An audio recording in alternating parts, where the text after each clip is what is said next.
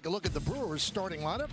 Bryce Terang at second base leads off. Jackson Churio on left. Christian Yelich the DH. Cleaning up the catcher, William Contreras. Sal Frelick in right. Jake Bauers at first. Garrett Mitchell in center field. He's going to bat 7. Batting 8th, playing shortstop, Joey Ortiz. And the third baseman for Milwaukee is Oliver Dunn. He'll bat 9th. And on the mound for the Yankees, Marcus Stroman, 30 games last year, 29 starts, 10-9 with a 4.31 ERA. Let's check out the Nissan pitcher scouting report. Well, first half and second half, the last 2 years has been extremely different. Last year, a 3.51 in the first, a 5.98 ERA in the second half. He's going to need to speed it up. Marcus has a tendency to be a little slow to home, 25 for 30 in stolen bases, but he's done a good job against the Brewers. They've only stolen 2 bases in 8 starts. And this has been a real good draw. He's pitched really well against the Brewers. He's 3-1 with a 3.10 in 8 starts, 2.86 in the last 3 years. Terang is ready. Stroman's ready. Let's do it in the Bronx. And the first pitch is a strike. We're underway. Terang 2 for 8 so far in this series. See what he did last year. Played in 155 games. Pitch inside.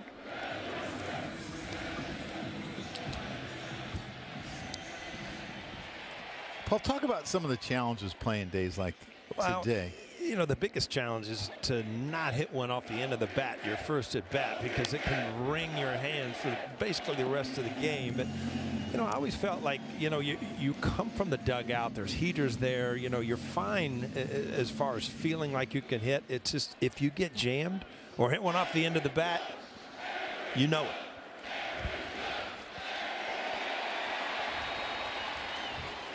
The 1-2. And there's a base hit to left field off the bat of Terang. All right, the guys are talking about the weather. Game time weather presented by Bigelow, the official hot tea of the Yankees. It's 44 degrees, feels like 50. That's nonsense. It doesn't feel like 50. 40% chance of rain, 83% humidity. The wind is blowing in from left field. You dropped the nonsense on them. Really? It feels like 44. Paul's got gloves on. I got everything I own here. Here's Jackson Churio. Yeah, here's where the challenge starts for Marcus, because Terang was 50 for 56 in stolen bases last year.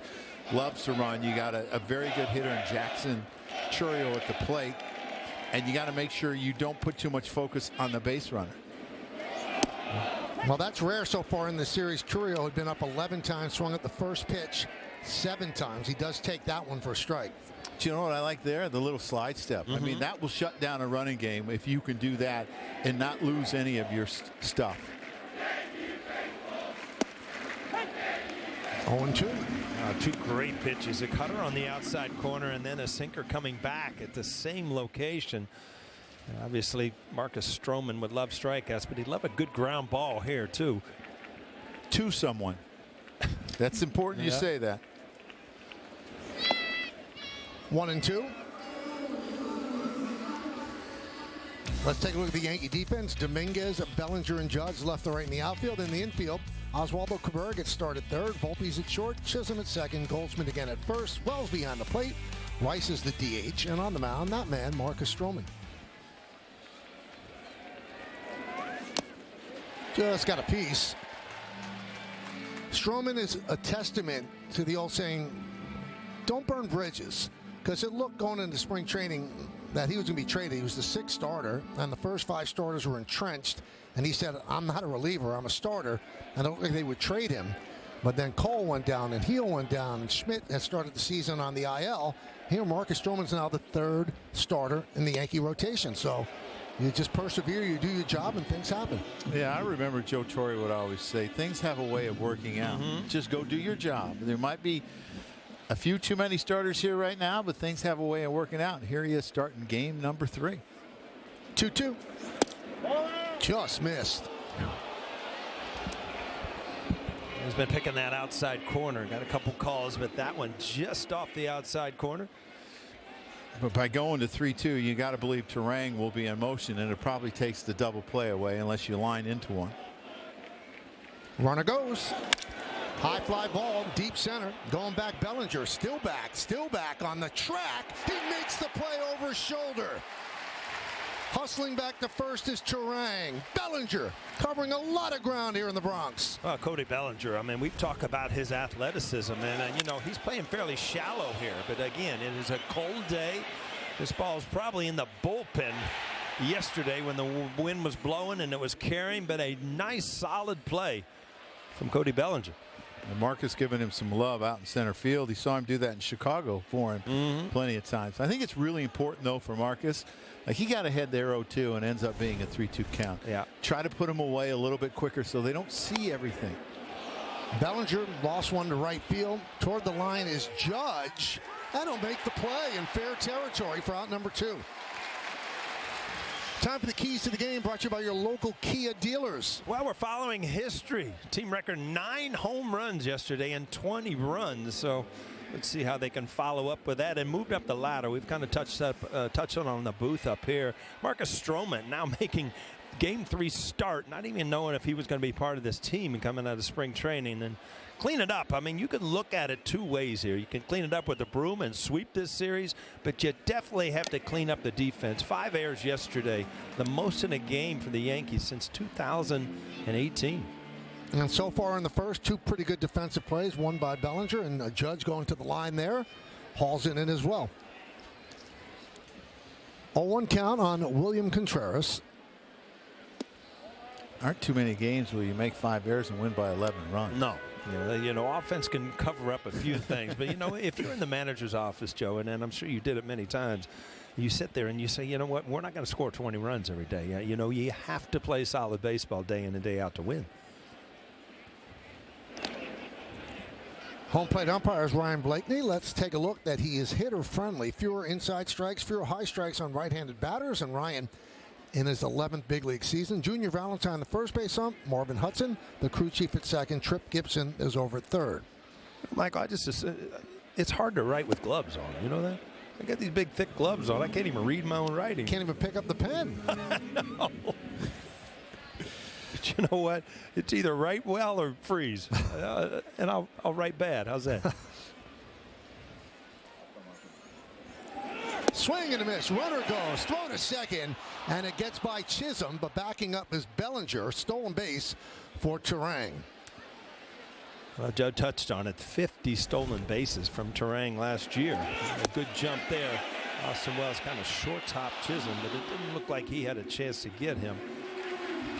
Yeah, Jazz tried to hang in there as long as he can and put down a quick tag, but he got that base on Marcus. 2-2 on Contreras. 3-2. Tell you what, if I'm Pat Murphy too, I'm holding my breath because Bryce Turang missed the last 4 games of spring training in the field because he hurt his shoulder throwing and sliding head first there. Oh, there's the payoff. Just missed the outside corner. Contreras walks. And if you look at Marcus Stroman, Joe, and he is a contact pitcher. He's not going to strike out a lot of guys. He's been ahead in 2 counts so far, and then starting to look for the strikeout instead of, you know, a good sinker, ground ball, get out of the inning. yeah, I think a lot of times when he gets ahead, he goes for the strikeout. And it's something that Max Fried talked about, that he had to get away from that because it really drove up his pitch count. The other thing is, the more a hitter sees you, the better chance they have of getting a hit. I mean, it's like the second time through the third lineup. Well, if you're seeing 7 pitches every at bat, that's a problem. And also the way baseball is played now, you build up your pitch count in the first inning, you're going to be out by the 4th. There's just a certain amount of pitches they're going to give a pitcher to throw. And there's a strike to Frelick.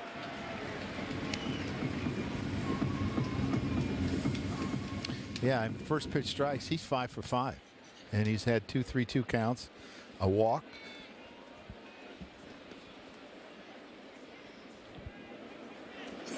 Hit shortly and through for a base hit.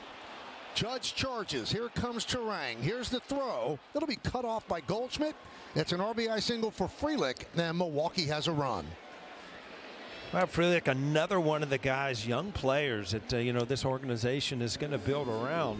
But a big hit right here. He goes with the cut fastball instead of the sinker, and you see that kind of just flatten out. And a cut fastball to a lefty has to end up on the hands, not out over the plate. He was able to find a hole on the right side. Milwaukee, all of a sudden, you get beat up yesterday, but turn the page and you're up 1-0 here in the first. And a dangerous hitter at the plate that has a lot of power. You look at what he did last year. I mean, that's not in a lot of at-bats. It's only 300 at-bats. 12 homers and 40-plus RBIs. Bowers takes a strike, so 6 batters, 6 first pitch strikes from Stroman.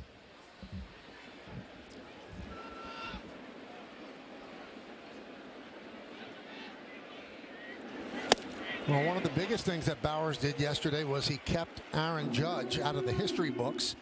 He actually pitched the bottom of the 8th inning for Milwaukee in a blowout game, and he got Judge to line out to fairly deep left field, but he kept them in the park. He threw him a first pitch curveball. A breaking ball. Swing and a miss. Bowers down on strikes. 1 run, 2 hits, 2 men left. Milwaukee won. The Yankees coming to bat.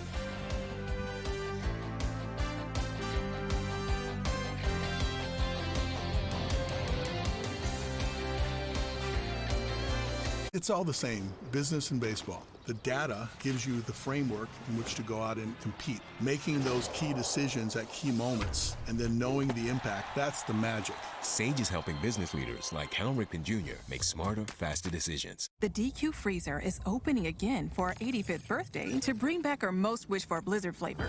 It's the Confetti Cake Blizzard Treat, filled with confetti cake pieces and confetti frosting. Don't be late to the party. Grab yours before the DQ freezer closes. I miss you. When you think about it, Are you coming home? I'll be there when you wake up. half the trips the world takes are trips home. I'll call you soon, Dad. It's the feeling we all eventually long to get back to. No matter what took us away to begin with. We know, because at Delta we're travelers, just like you. Which is why we try to make you feel at home long before you even get there. You know this is a fastball. Google Cloud AI knows that when the Cody Bellinger. Batting third and playing right field, Aaron Judge. Batting fourth and playing second base, Jazz Chisholm. Batting fifth and playing shortstop, Anthony Volpe. Batting sixth and playing catcher, Austin Wells. Batting seventh and playing left field, Jason Dominguez. Batting eighth, designated hitter, Ben Rice. Batting ninth and playing third base, Oswaldo Cabrera. The starting pitcher, Marcus Stroman. Let's go, Yankees! Great job, kids. The team is the Livingston Knights 12-under team, and they are at the Ripken Experience Aberdeen Opening Day Tournament, and they're wearing their new uniforms, and they did a great job giving the lineup, which has Paul Goldschmidt leading off, and they'll be facing Aaron Savali. Last year with Tampa Bay and Milwaukee, 31 starts, 8-9 record, 4.36. Now let's check out the Nissan pitcher scouting report. Well, the change of scenery was good for Aaron Savali, a 5.07 ERA, 17 starts with Tampa, but came over to Milwaukee in early July, 3.53. His cutter, it's a cut above. It really took off when he went to Milwaukee. Hitters hit only 160, only a 310 slug. And then this is somewhat of a bad draw for him. I mean, 6.32, including the postseason against the Yankees, his ERA in 7 starts. Last year, he went 4 2/3 innings, gave up 5 runs in April. 2-0 on Goldschmidt. Second game in his career leading off. He saw 1 pitch yesterday and put it in the seats. 22 home runs last year in what was considered a down year for him. 2-1. Remember the big start he had against the Yankees in the playoffs, the winner-take-all. He started instead of Bieber for the Guardians. Ended up, I think Stanton hit a 3-run homer off him in the first inning.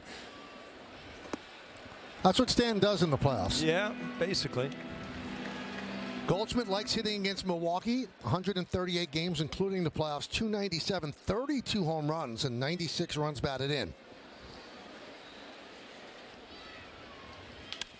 Now you might wonder, why is Goldschmidt a right-handed batter leading off against Savali, a right-handed pitcher? They call it reverse split, so Savali is more effective against lefties than righties. So Aaron Boone said, well, let's have Goldschmidt for the second day in a row. Well, if you look back, I mean, if you're a cutter, I'm a good cutter, a pitcher, I mean, you're going to give lefties a little more problem than you are righties.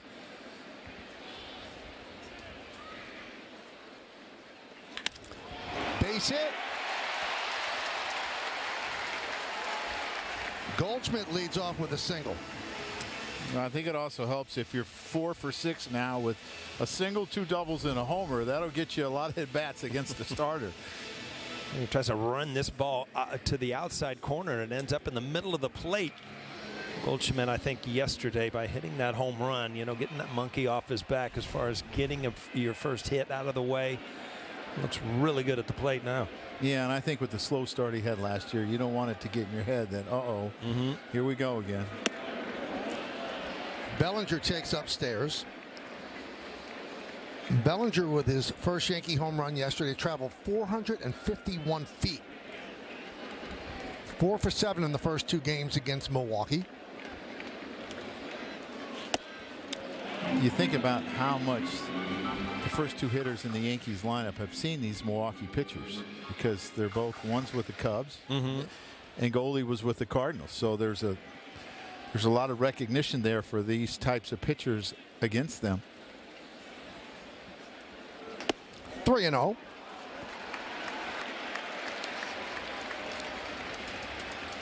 So Cody has 1 home run with the Yanks. His dad hit 12 home runs in his time with the Yankees, and those are the only 12 in his big league career. He also won 2 World Series with the Yankees. 3-0. 3-1. There's that cutter that he's going to throw in, but he also likes to backdoor to lefties, and he'll throw a couple different breaking balls. A curveball that's more of a 12-6, and then he's got that sweeper that it's kind of going to get in on lefties too, try to back foot it.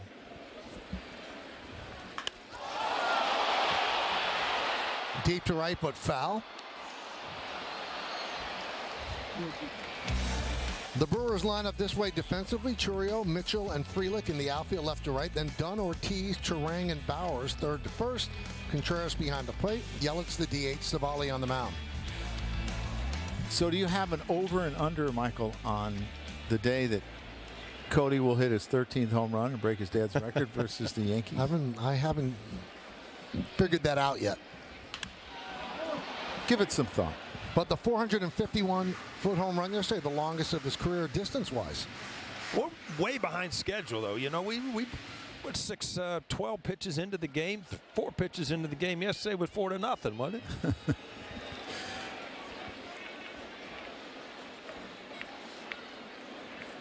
3-2. Center field.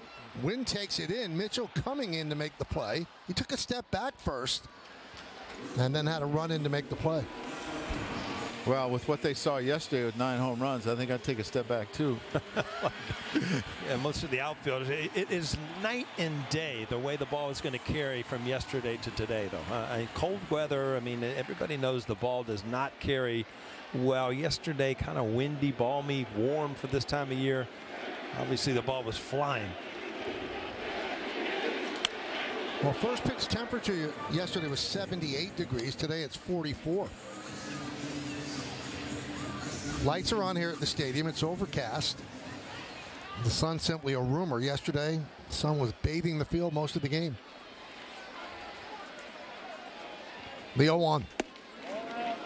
1-1 on Judge. Judge's first home run yesterday was 468 feet. That's the 7th longest of his career.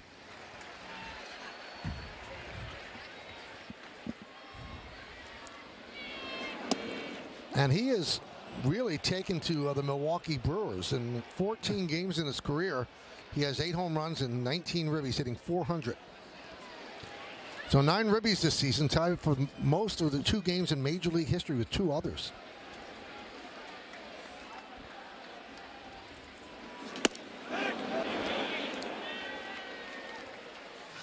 I know you like this, Paul. The 9 home runs for the Yankees. Traveled 3,695 feet yesterday. That is essentially 2.5 Empire State Buildings. Creeping up on a mile. That's a lot of homers. 0.7 miles, you're right. When's the last time you ran 0.7 miles? Well, it hadn't been recently, believe me.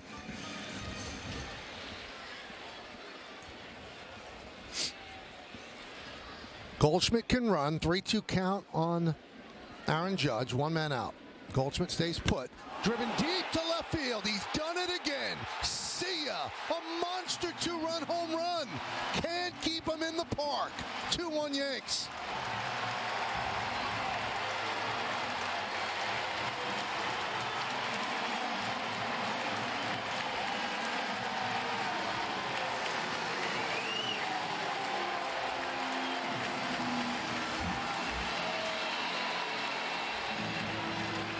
A little shovel work there, huh?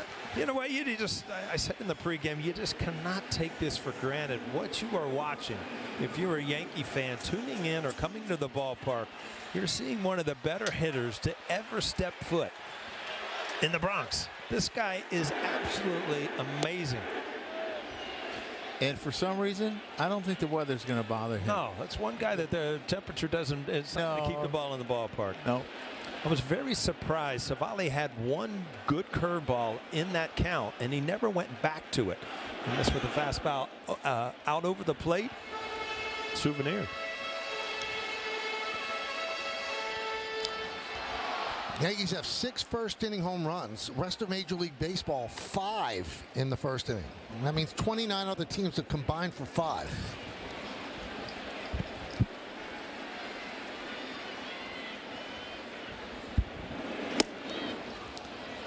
That is so big, too, for your starting pitchers. To get them a lead where they can relax, where they don't think what one run is going to beat them.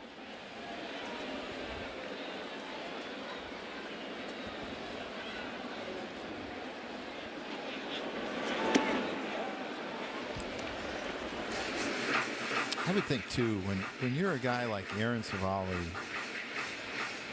and you have 7 different pitches on a cold day, it's got to be tough to find him. So if I find a couple that are working, I'm sticking with them. Right. Marcus is going to have to deal with that too as well.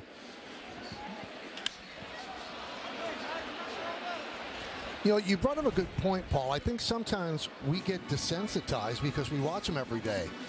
And then he does stuff like this. He really is one of the greatest right-handed hitters who's ever lived. And that's not hyperbole. The numbers prove it out. It's really not. I mean, if you see the stats and if you see the, the comparisons that we show every single day, you start hearing Babe Ruth and Joe DiMaggio, and it's just, I mean, the sound of this, it's just a different sound.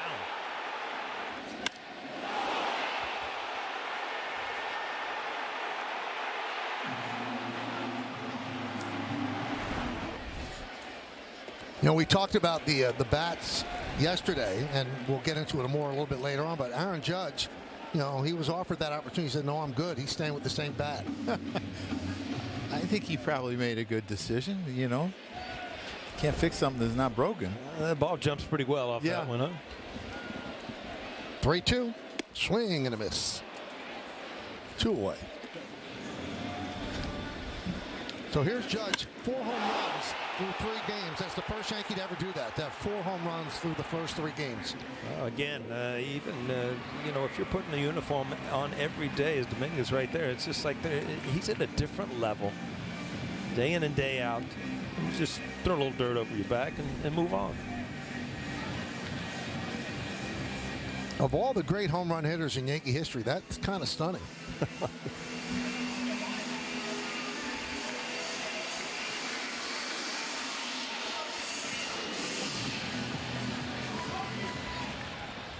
There's Anthony Volpe.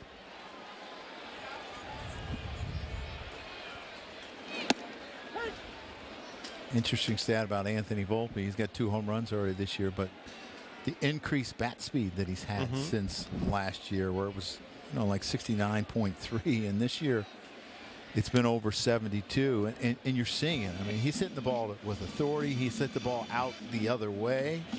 And when you have a hitter that can take the ball out the other way, from a catcher standpoint, it's a nightmare to call pitches because you don't know where to go. Yeah, Yankee Stadium, I think it's actually a bigger advantage for the right-handed hitters, being able to go the other way where you don't have to worry about pulling the baseball.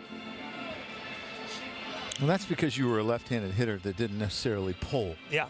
I mean, I wanted the ball away. I wanted to drive the ball the other way.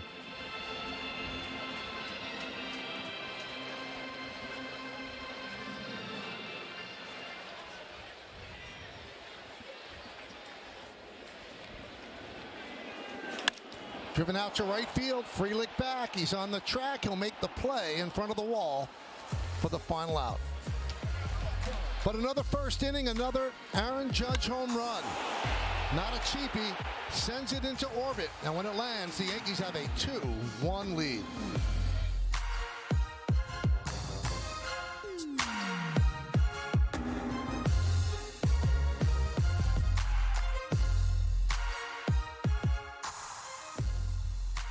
Are you coming home? I'll be home in the morning. I'm gonna go too. At Delta, we get where you're coming from. After all, we're travelers, just like you. There are different ways to get to the future. Take on the morning, or take care of dinner. You can take on the world, or create your own. Fidelity can help you save for and live in retirement with timely insights and a free personalized plan that helps you track your goals. No matter what your future holds, Fidelity can help you take on retirement. It's all the same, business and baseball. The data gives you the framework in which to go out and compete. It's the hypotheticals. What happens if this happens? What if it's a line drive? What if it's a ball in the gap? You're doing all kinds of possibilities so that when it happens, you can make the right decision. Making those key decisions at key moments and then knowing the impact, that's the magic. Sage AI-powered finance solutions are helping business leaders like Cal Ripken Jr. make smarter, faster decisions. You know this ball is scorched. Google Cloud AI knows that 102 mile per hour exit velocity with a 38-degree launch angle means a 40% chance that ball's out of here. Plus, it's 95 degrees out, so the ball is going Game parlay.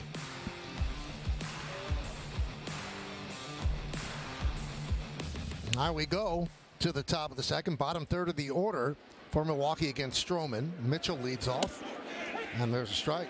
Be great to see Marcus have a quick inning here, get ahead and put him away quick. Aaron Savali threw 31 pitches yesterday, and they've had to use their bullpen a lot in the last 2 days. Getting back out there puts some more stress on him. 0-2. Didn't only use their bullpen, they used an everyday player. Huh? Finished the game yesterday. Well, he actually didn't give up a run, did he? No. Might want to go back to him.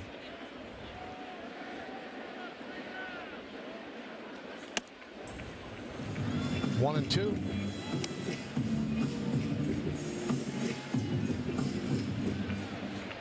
Joey Ortiz on deck.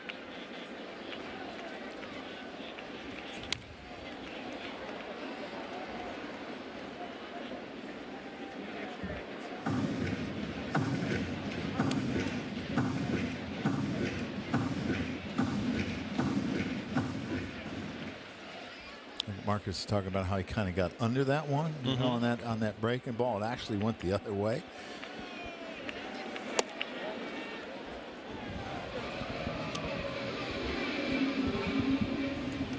Two and two on Garrett Mitchell. 2 for 6 so far in the series. And once again, he goes full after jumping ahead early.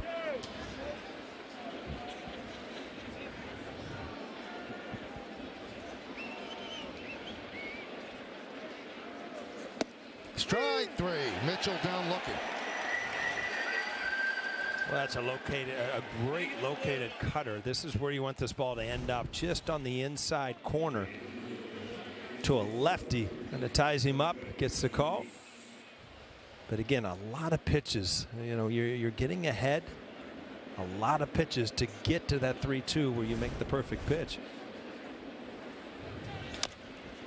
Grounded foul. Ortiz 2 for 9 in the series so far. He came over from the Orioles as part of the package for Corbin Burns.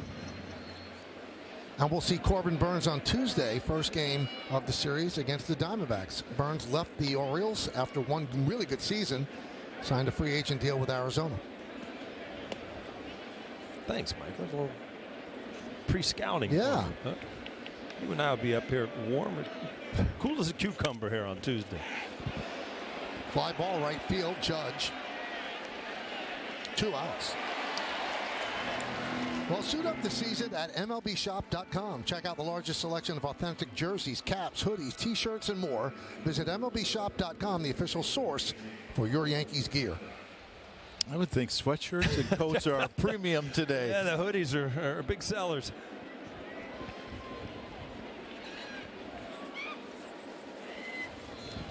Here's Oliver Dunn. Ground ball. Gobbled up by Chisholm. And a nice, easy bounce back 1-2-3 inning for Marcus Stroman. We'll go to the bottom of the second.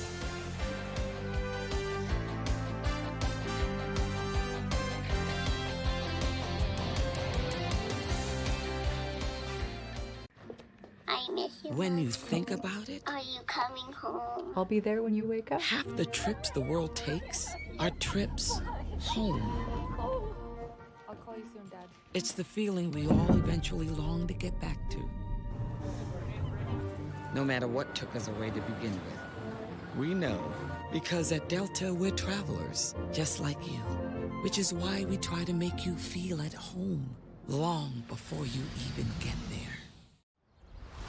It's all the same, business and baseball. The data gives you the framework in which to go out and compete. It's the hypotheticals. What happens if this happens? What if it's a line drive? What if it's a ball in the gap? You're doing all kinds of possibilities so that when it happens, you can make the right decision. Making those key decisions at key moments and then knowing the impact, that's the magic. Sage AI-powered finance solutions are helping business leaders like Cal Ripken Jr. make smarter, faster decisions. The beach. To Corona, she isn't just a place. She is an element. And with salt and spray, she shoves us relentlessly into the present. That's what's inside every bottle of Corona. So no matter where your journey takes you, with just a squeeze of lime, the beach is always closer than you think. Corona, La Playa awaits. Week presented by PNC Bank, brilliantly boring since 1865. And by Optimum Fiber. Get Optimum, the fastest fiber internet. Don't take slow for an answer. 2-1 Yankees. Yeah, it's that sort of day. One guy's going with the blanket, the other guy's going with hot French fries. Kind of how Paul's dressed up here. Yeah, I'm looking for warmth any way I can get it at this point. There's a strike. Michael, you know it's cold when you pour a cup of coffee, and by the end of the inning, it's cold. Yep, it's iced coffee.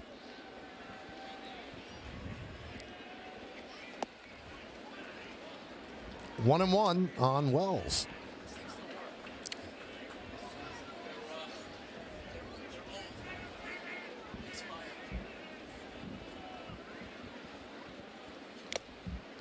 You know, Savali missed chunks of 3 straight seasons, but last year he stayed healthy at 31 starts.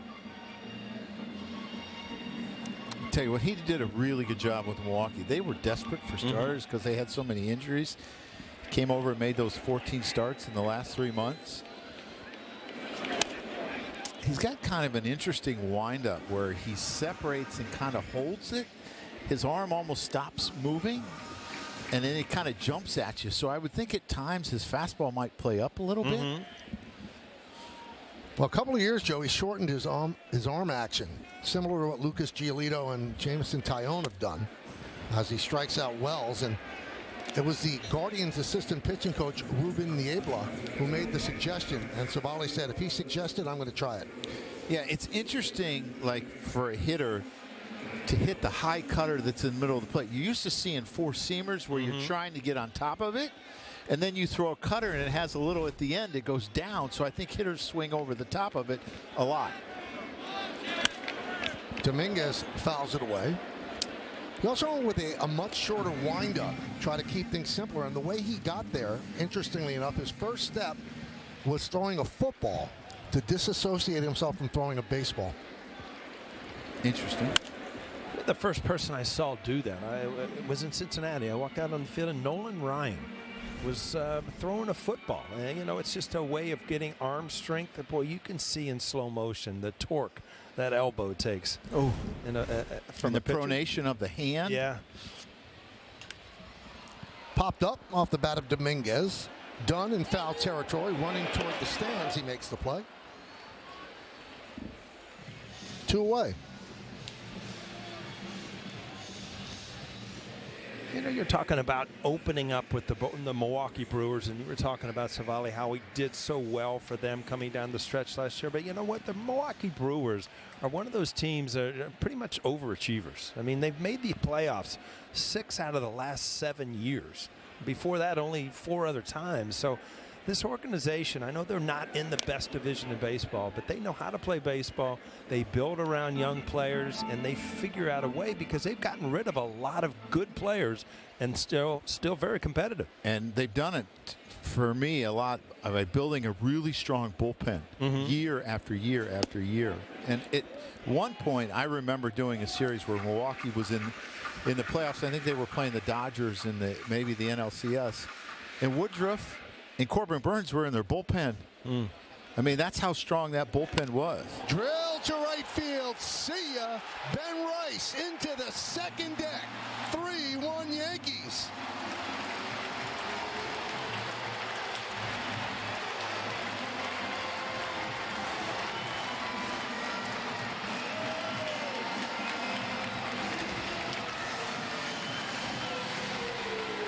You say hitting's contagious. I guess home runs are too. I mean, this is just, I don't know if you want to get used to this, just expecting home run after home run. But boy, the Yankees right now coming out of the chute at this season, it's been fun to watch. Tell you what, they've gotten pretty good practice of lining up in that line for everyone to go through. And what do you say about left-handed hitters? Where don't you want to throw the ball? Down and in, and that's exactly where Savali threw it to Ben Rice, and he deposited in the right field seats. 0-1 on Cabrera. Now, if you go up and down this lineup, Joe, there's certain people that it's very important. And Ben Rice at sinker just didn't quite stay in there enough, and he was able to put the barrel on it. Back to my point, there's certain guys in the lineup that are more important to get off to good starts, and I think Ben Rice is one of those guys. A diving play by Frelick to take a base hit away from Cabrera. So a Gold Glove winner last year, and he flashes some leather right there. Looked like a hit off the bat, but Frelick had other ideas. He had no ideas about this, no chance to catch this. Somebody in the second deck, though, got a souvenir on Rice's home run.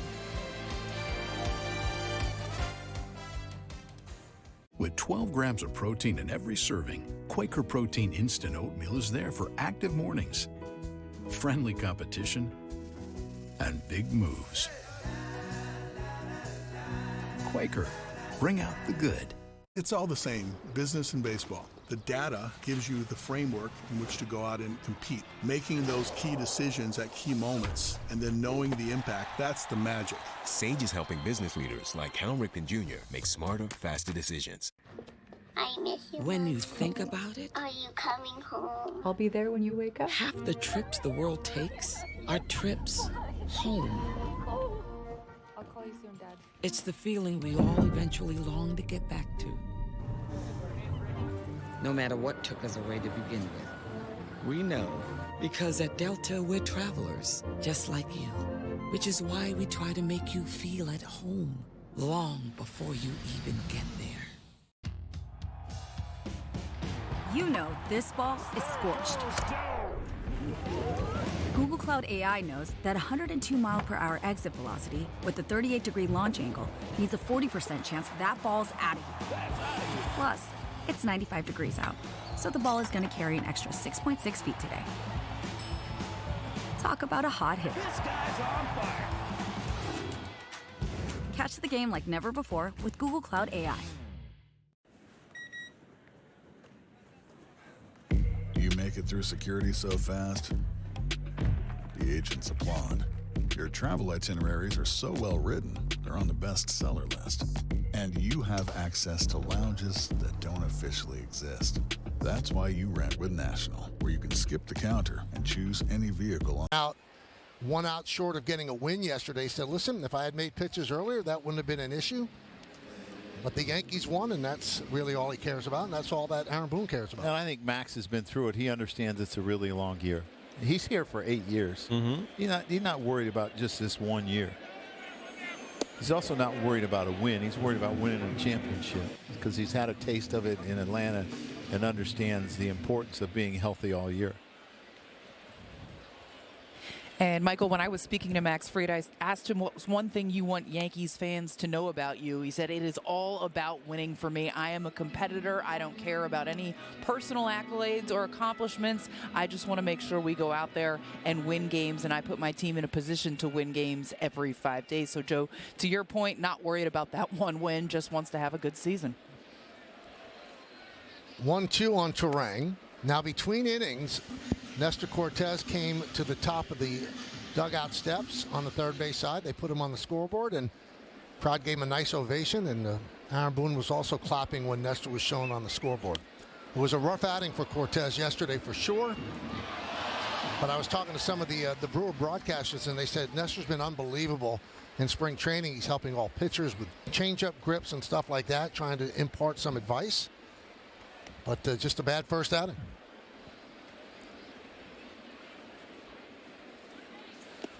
Three and two on Terang. Led off the game with a single left, stole second, and then scored. There's Nestor with platinum hair. And Michael actually spoke to Nestor Cortez yesterday about that hair, and he said, well, he couldn't necessarily do stuff like that with the Yankees at the time, so he thought he would try something new as Oswaldo Cabrera gets the first out of the inning. And he also had mentioned that he's still in touch with Aaron Boone, and he was very invested in what the Yankees were doing with the backup catcher role because J.C. Escarra and him come from the same area. They knew each other growing up, played against each other growing up, so he'd text Boone periodically to say, is Escarra making the team? Is Escarra making the team? And Aaron was finally able to say, yep, he is going to be on the roster. So those two actually had a jersey exchange on opening day, which was pretty cool to see. Well, Meredith, unfortunately, Nestor really misinterpreted the rules. You can dye your hair in the old rules. You just couldn't have a mustache or long hair. That's true, and he was asked about that, and he said, I don't even think about that because I'm not there anymore. But he does have a little bit of a beard going. And, Michael, he is soon to be a father. His wife is pregnant, and within the next week, she's expected to have the baby. So, to a man, the Yankees really liked that guy. They really did. But they had an opportunity to get one of the best closers in baseball in Devin Williams, and Milwaukee needed a starter, and the Yankees had an abundance of starters at the time. Well, I think both teams, what they did is they traded from a position of strength.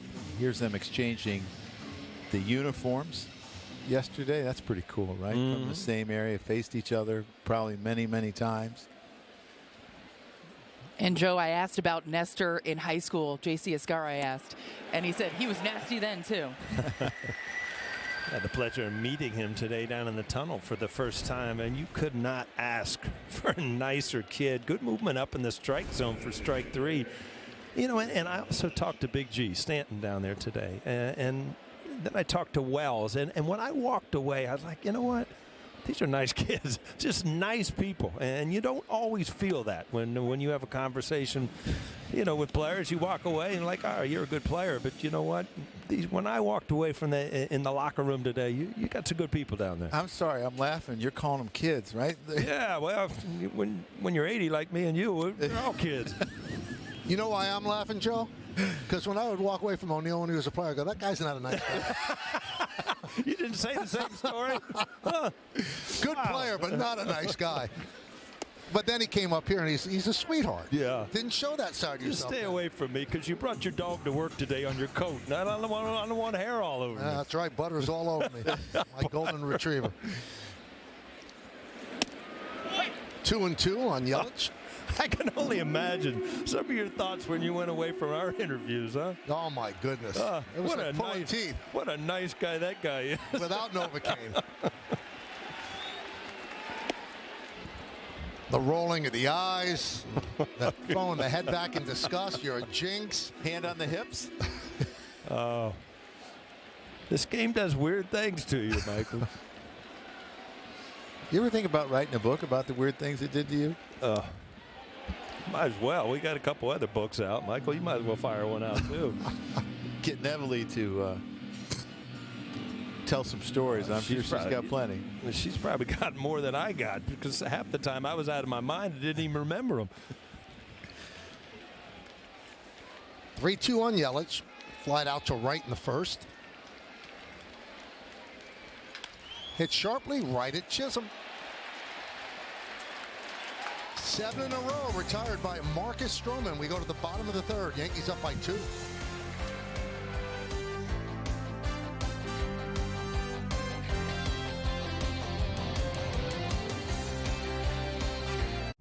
The DQ freezer is opening again to bring back our most wished-for Blizzard flavor. Freezer clear? Just in time for our 85th birthday. I wonder what it's gonna be. I wish that it.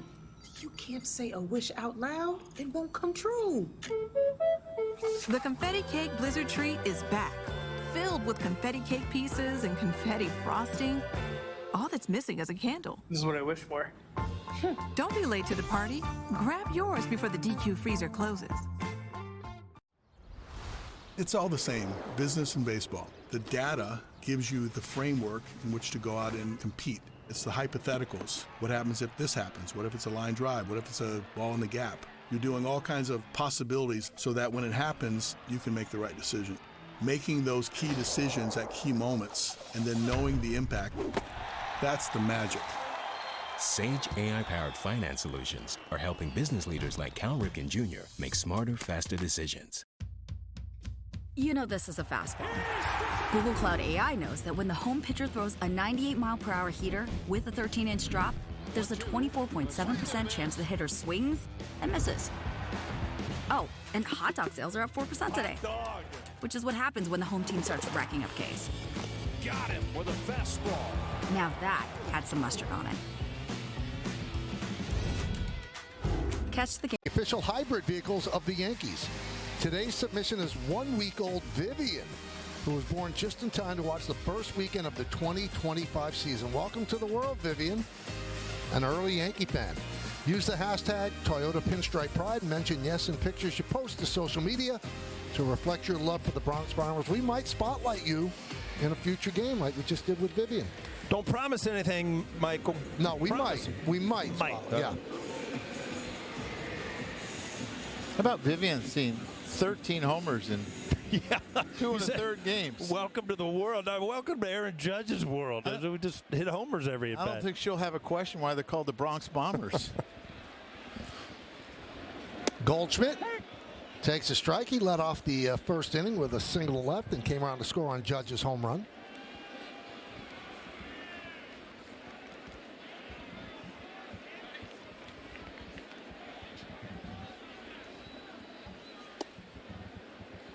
So Judge is up third this inning.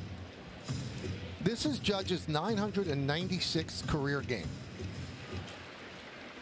In that time, he has the 5th highest slugging percentage among players who've played that many games. Slow roller to third.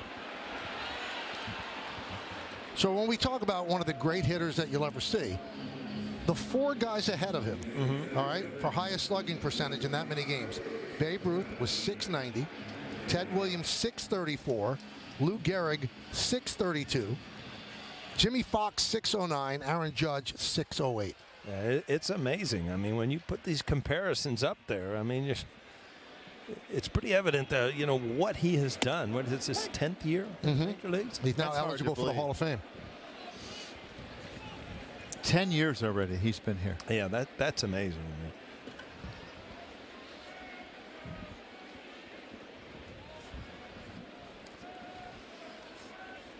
0-1 on Bellinger. You know, we talked about the 9 home runs the Yankees hit. That's the most in franchise history, and it ties the Cincinnati team, who had 9 home runs in 1999 at Philadelphia. And ironically enough, how everything just comes together, the first home run that the Reds had that day was off the bat of Aaron Boone. Wow. A 3-run shot off of Paul Berg. And now he managed the team that had 9 home runs. Only the Blue Jays have had more in a game, 10 home runs for them. Cesar Ball is trying to go in and out, and changing the eye level a little bit with that sinker. He's throwing the two-seamer, he's throwing the cutter, and he'll throw both of them on each side of the plate. That's the interesting thing about him.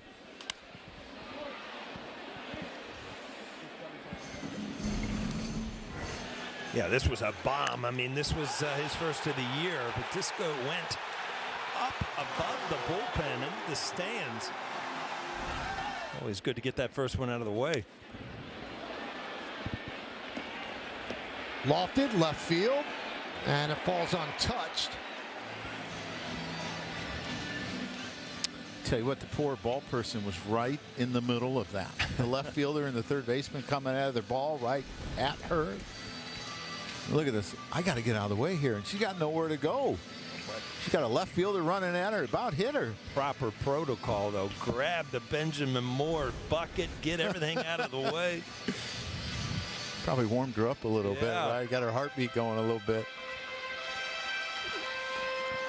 I tell you, as a hitter, sometimes when they throw balls inside, it feels like it's chasing you, right? Like that ball was chasing her.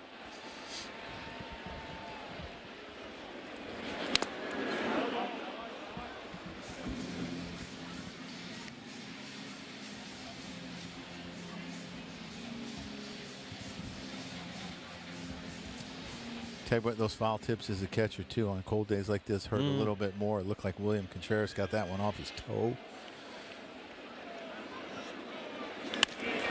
High fly ball right field. Frelick comes on. 2 outs. It is time for Coors Light, beating the pressure.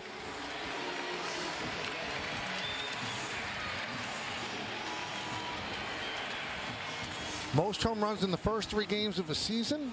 The Tigers in 2006 had 15. 19 Dodgers had 13, and the Yankees tied them. They have 13. Here's Judge, who has 4 of those 13.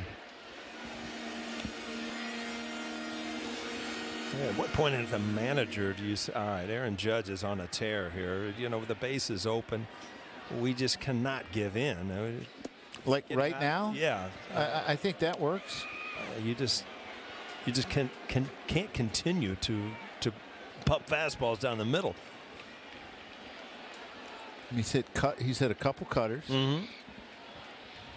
The one pitch that worked on him was that slow curveball from Jake Bowers, the first baseman. You may want to walk to the mound and say, here's what you do. I mean, I think they're being really careful here. You might as well. They're going to walk. Why waste a pitch? Just put him on first base. Well, Pat Murphy's been around. That's probably the play. An opportunity to talk to Pat Murphy in the dugout today, and you know, you could just tell he is an old-time baseball guy, friendly guy, knows the game. Fun to see. Guys like that's been through the college ranks, now in the major leagues. He's so grateful to be here, to be the manager. He's got nicknames for everybody.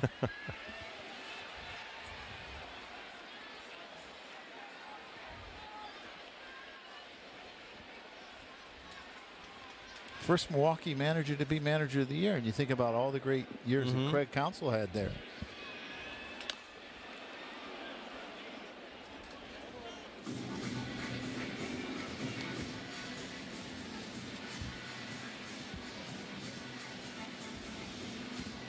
You look at what he's done in second season here, 93 and 69. They were not expected to win their division. They won by 10 games. 8 years under Craig Counsell. Craig Counsell had him as a college coach, though, at Notre Dame. Craig played for Pat, and that's where the relationship started. And when Counsell unexpectedly took the Cubs job, the thought was that Murphy would go with him to Chicago, but Milwaukee offered him the manager's job. He took Arizona State to the College World Series 4 separate times. So. Drill to right field off the bat of Chisholm. A line drive into the short porch. The Bronx Bombers living here on this Sunday. It is 5-1 Yanks.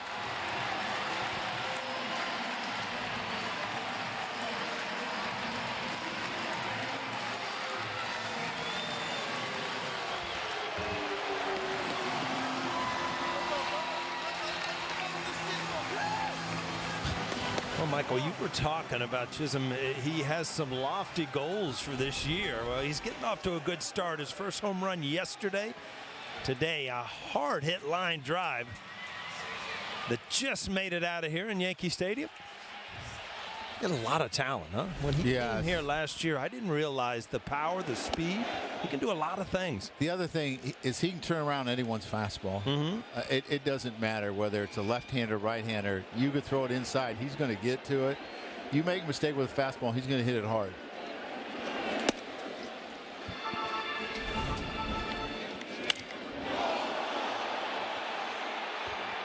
Just another beautiful sound. If you're a Yankee fan. Yeah. Savali probably didn't like it so much. I mean, his woes continue here against the Yankees. I mean, he pitched really well last year, but he really struggles against the Yankees. Last year, 4 2/3, he gave up 5 runs, a career ERA of 6.32. He's got good stuff, but a lot of the stuff that's been hit has been cutters, and they've won a long ways. Never seen a pitch that a good cutter, probably the hardest pitch in baseball to hit. A bad cutter, the easiest pitch. So it's got to be thrown perfectly, and I think that's the problem with all these pitchers that have fallen in love with the cut fastball. If you don't execute the pitch perfectly, it gets hit hard. Turang will make the catch and retire Volpe. But the Yankees, they're loving the home runs, the 14th of the year by the team. Jazz Chisholm goes the short way, a 2-run shot. Yankees lead by 4.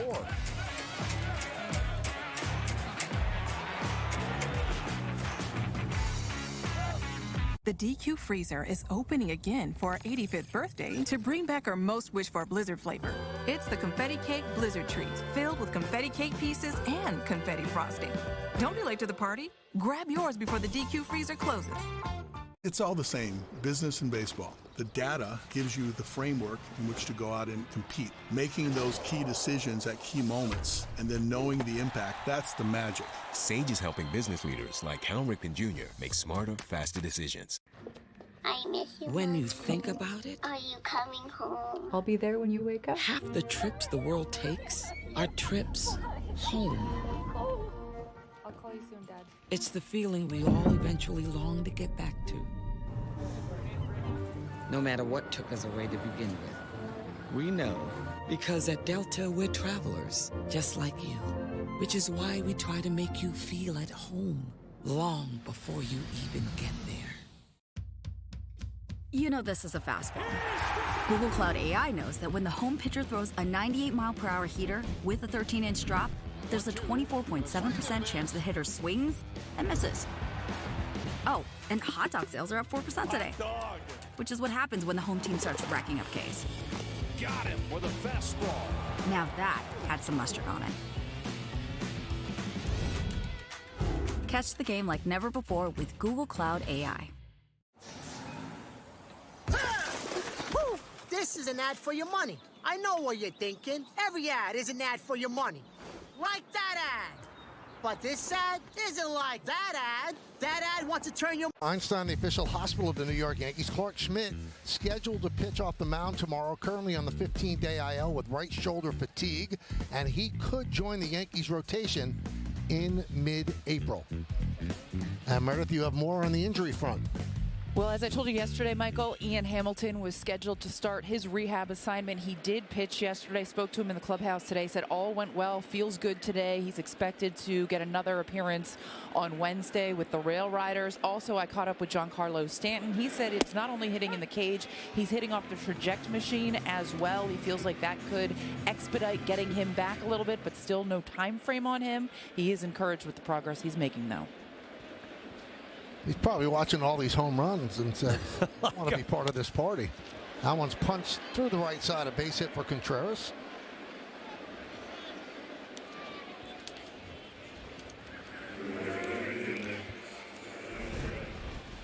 Yeah, this is actually just, he threw, starting with a breaking ball, he throws him another one that just doesn't have the same bite. And Contreras, he is a guy that will use the whole field. It's a hard ground ball through the hole.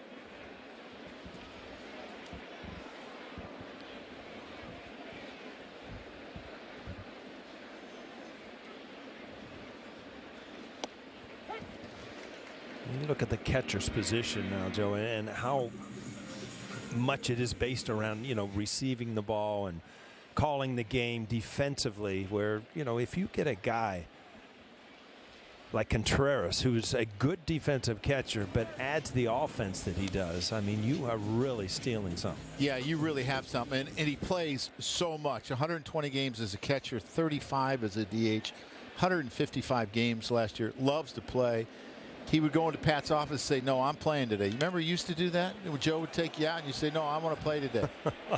Didn't always work, but he gave it a shot. Well, you'd go 0 for 4, and then you'd be mad that you played. You should have known. And I would tell you, just talk to me. I'll tell you if it's a good matchup.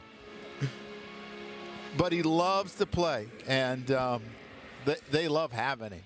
And I think one of the things that has helped catchers, especially catchers that are offensive catchers, is they catch from one knee now. It's not as taxing as it used to be when you were catching always up. Great point. Hey, you look what he did last year, 281, 23 home runs, and 92 RBI. So that's a lot of production. Led all catchers in extra base hits. Now, when you caught, Joe, it was not the thing to go on one knee, but did you ever do that to give yourself a little bit of a break when no one was on base? No, I wasn't smart enough. and my game was really not offense, Michael. I was more of a defensive guy. So but you don't want to wear yourself out. Yeah, but I was more of a defensive guy, like I said, Michael. The first guy that I ever remember was Sandy Alomar. Remember, he used to have those things he wore behind his knees that kind of helped you a little bit. He was the first guy that I saw as a catcher, trying to save his body a little bit. Yeah, but he was still up. It just, your knees didn't bend as much. Like you didn't, so, and he has bad knees. But like Tony Pena used to stick the one knee down and the one leg way out. I think Manny Sanguillen did it too with the Pirates, but it saves their legs. And I talked to JT about it, Real Muto, and he said it's unbelievable the difference. It's almost like you're a right fielder standing out there. I'll tell you one might be harder in right field. It looks easy to get down like that. I don't know if I can get up. It's the only problem. As you get a little older, getting up from that position is hard.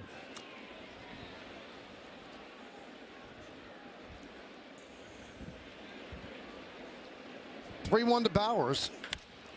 Ripped to right field, right down the line, and that ball is gone. Might have hit off the screen, but it is a home run for Bowers, a 2-run blast, and it's 5-3. As Chisholm did, the line drive down the line, but this did. I think, Michael, you were correct. It hit the screen. Milwaukee grinding back, right back in the game. Well, you saw that yesterday. Even when they were down a lot, they kept coming back, and it's a ball that just doesn't end up where it's supposed to. And about 109 off the bat, about the same velocity as Jazz Chisholm. I think Jazz was 110. But they talked about Jake Bowers. He had a lot of big home runs for him last year. Was really productive in his at bats. Can play left and right too. Rhys Hoskins probably not in there today because of his struggles off of Marcus Stroman.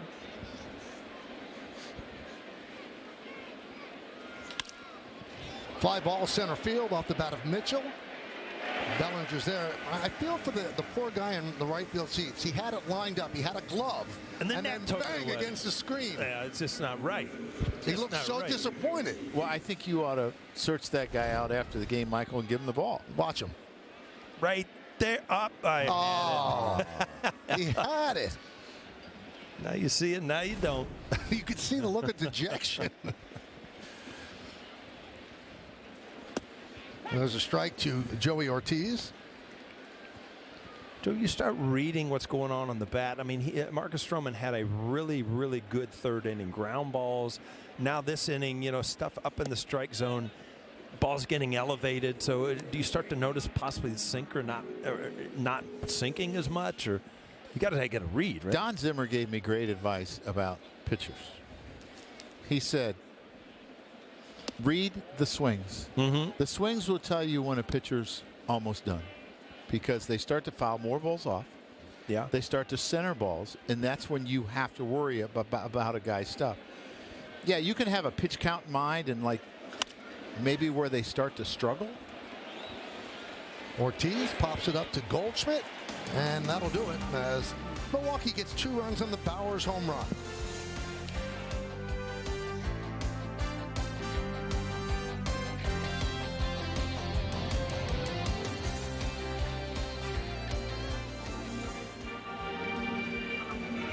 With 12 grams of protein in every serving, Quaker Protein Instant Oatmeal is there for active mornings, friendly competition, and big moves. Quaker, bring out the good. Are you coming home? I'll be home in the morning. I'm gonna go too. At Delta, we get where you're coming from. After all, we're travelers, just like you. It's all the same, business and baseball. The data gives you the framework in which to go out and compete. It's the hypotheticals. What happens if this happens? What if it's a line drive? What if it's a ball in the gap? You're doing all kinds of possibilities so that when it happens, you can make the right decision. Making those key decisions at key moments and then knowing the impact, that's the magic. Sage AI-powered finance solutions are helping business leaders like Cal Ripken Jr. make smarter, faster decisions. The beach. To Corona, she isn't just a place.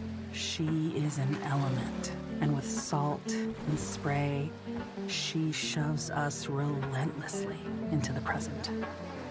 That's what's inside every bottle of Corona. So no matter where your journey takes you, with just a squeeze of lime, the beach is always closer than you think. Corona, La Playa awaits. What if you could not only feel better, but feel better than ever? Hone Health helps men like you boost energy, strength, libido, and weight loss. You'll work with a dedicated physician to create a personalized... For yourself today. Shop NissanUSA.com and buy Untuckit. Find the perfect fit today at Untuckit.com or more than 80 stores worldwide. Some of the players that have modeled both uniforms, and it might surprise some, one of them was Willie Randolph, had a pretty good year with Milwaukee. Yeah. Looks like Austin Wells is getting a scouting report on the new Brewer pitcher, Tyler Alexander. That's what he did last year. Wells struck out in the second. So Savali done after just 3 innings, allowing 3 more Yankee home runs. Guess what pitch he uses the most, partner? Breaking ball? Cutter. Cutter, yeah. It's taking over the game. Mariano Rivera had a real influence on this game. He's got actually 5 pitches. You know, he'll throw a 4-seamer, a sweeper, a change, and he'll throw a sinker. So he's got all 3 fastballs. Main breaking ball is the sweeper.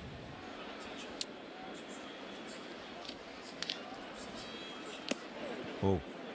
Now, after that ball tailing away, and then you get that from a left-hander, that is a purpose pitch, and it just eats you up. See the 2 seams, and it rides right up under your hands.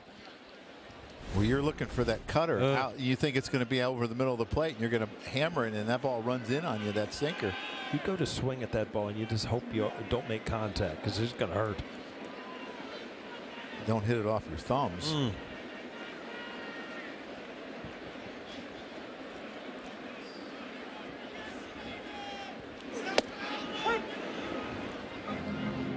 So last year, 23 games, 9 starts for Tampa Bay, 5.10 ERA. Started, he was the bulk guy after an opener, and he said he loved it.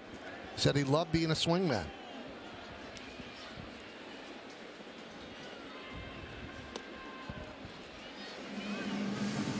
Almost made some history on August 2nd of 2020 against the Reds. Came in from the bullpen and struck out the first 9 batters he faced. That tied an American League record for consecutive strikeouts and a Major League record for relievers. And he was 1 strike away from tying Tom Seaver's Major League record of 10 straight, but on a 1-2 pitch he hit Mike Moustakas. Wow. Figure lefty on lefty, he had a pretty good chance if he doesn't hit him. He said, I don't usually go for strikeouts, but after 5 I was going for him.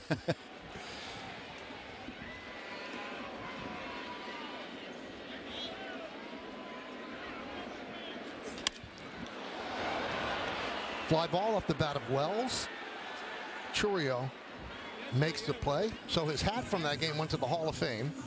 And the 9 straight strikeouts broke the record for relief pitchers, which was held by Ron Davis of the Yankees, who struck out 8 straight Angels in May of 1981. One of the father-son combos has played for the Yankees, Ron Davis and Ike Davis, Cody and Clay. It's been 4, right? And Yogi and Dale. Mm-hmm. The other one, there's one more. Leiter Jr. Yes, Mark Leiter and Mark Leiter Jr. 0-1 on Dominguez. Picked up his first hit of the game yesterday, first hit of the season yesterday, a single. So he's 1 for 7 in the early going. Got some walks in there, though. I mean, he's been patient. Guys see a lot of pitches. You got to believe they're going to start to hit. Now, this is statistically his weaker side, but the Yankees see good things from the side. He has not been able to get as many ABs over the course of his minor league career because he's been hurt a lot.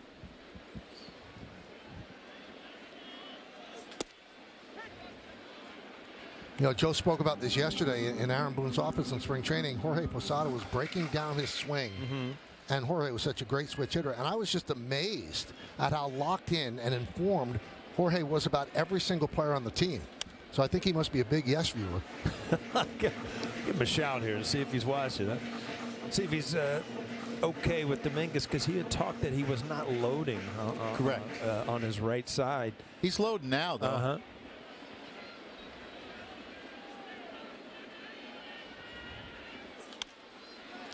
I mean, it must be so difficult, Paul. I mean, you knew how difficult it was to get your swing right from one side. Switch hitters have to do it from both sides. They have to put in double the work. Yeah, but it's such a huge advantage. You're never uncomfortable at the plate. But, you know, you're right. And I thought the funny thing was, I talked to Bernie about it numerous times, you could be hot left-handed and cold right-handed and vice versa. Seldom was it all, you know, just hot. And, you know, it does take a lot of work, but boy, what an advantage to be able to turn around and hit some nasty lefty from the right side. I think it was Jorge's dad who turned him into a switch hitter, and for Bernie, it was Buck Showalter. He said, you know, you should give this a try. Just give it a try, and if it doesn't work, you could stop. But he stayed with it, and obviously benefited him. Well, the Yankees have had some really productive switch hitters. You know, I think about the people that I've managed or either played with. You know, Bernie and Jorge, and then you got Chili Davis. That's right. Right. You had Swish, Carlos Beltran, Milky Cabrera. Yeah. I mean, they're a great luxury in a lineup. Ben Rice with a ground ball to second. There's one. And there's two. As Alexander comes in and keeps the Yankees off the board. We'll go to the 5th.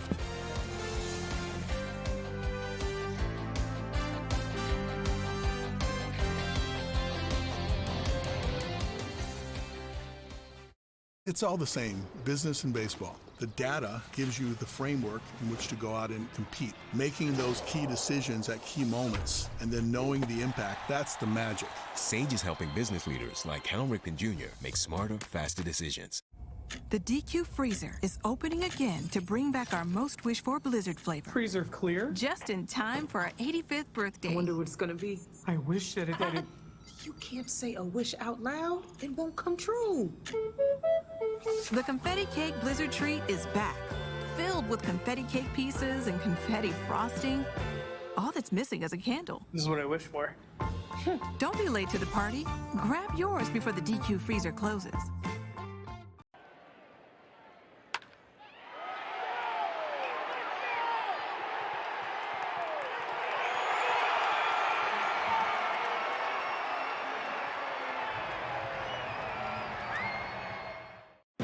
Some people see a dollar.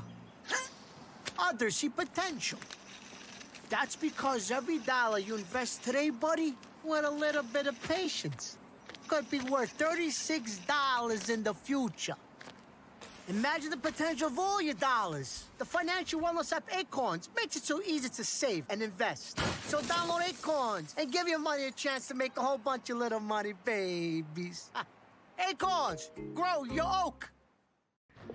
I miss you. When you think about it, Are you coming home? I'll be there when you wake up. half the trips the world takes are trips home.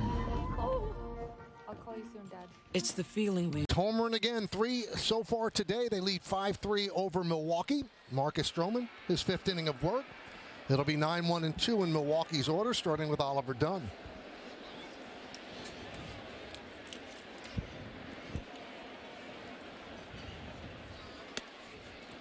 Pitch upstairs.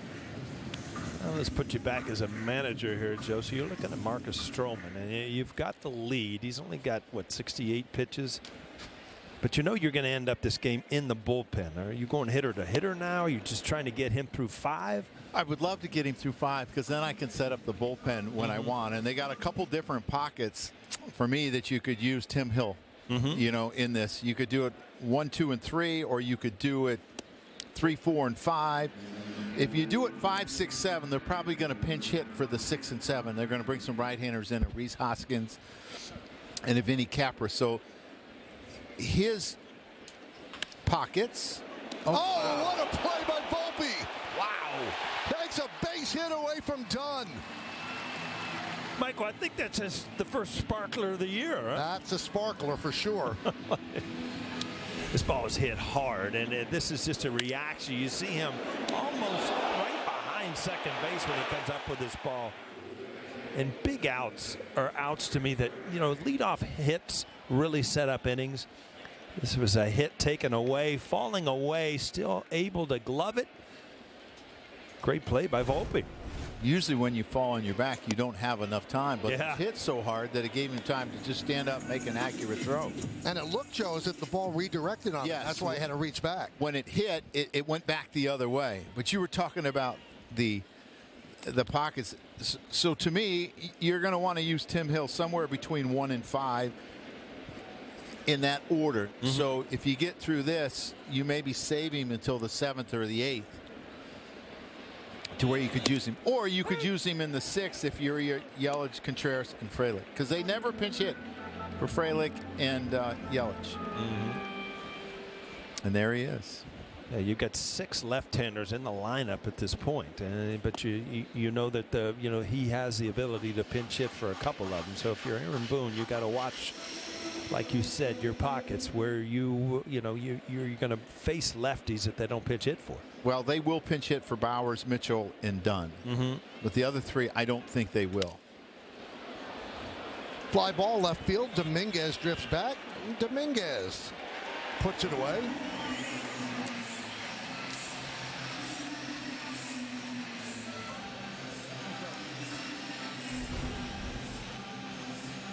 Dominguez had a grin on his face because it almost didn't stay in the glove. You kind of want to keep it above your head, the glove, right? So your eye watches it right into the mid. And when it gets to the side, your perception's a little different. Right. And you don't want to hide the ball either right in front of your face. So it's, you got to concentrate till that ball hits the pocket, period. See, that's kind of a little low. You're right. You actually lose the sight of the ball the last couple inches where, if you're raising your glove up a little bit, you watch that ball go into the glove. And, Paul, the last thing you want on a day like this is an ice cream cone. No, we're going to take the day off on that. I mean, we had the tiramisu up here yesterday. We'll take off yesterday. 0-2 on Jackson Churio.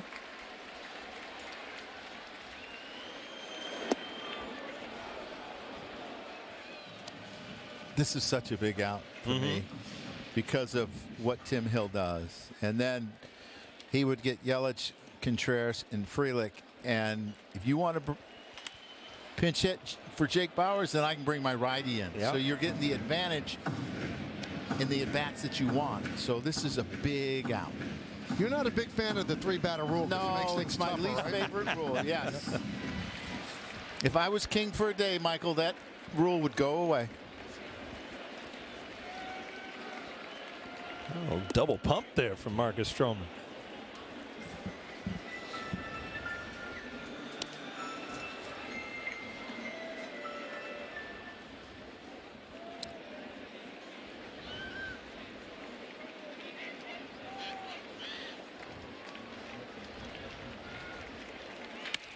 Line to left field, and it's going to be played on a hop by Dominguez, who keeps it in front of him. So a single for Churio. And you look defensively as you see Aaron Boone going out there is going to head to the bullpen, I'm sure. And Marcus Stroman, you saw his reaction, a little frustrated that he couldn't get through the 5th inning.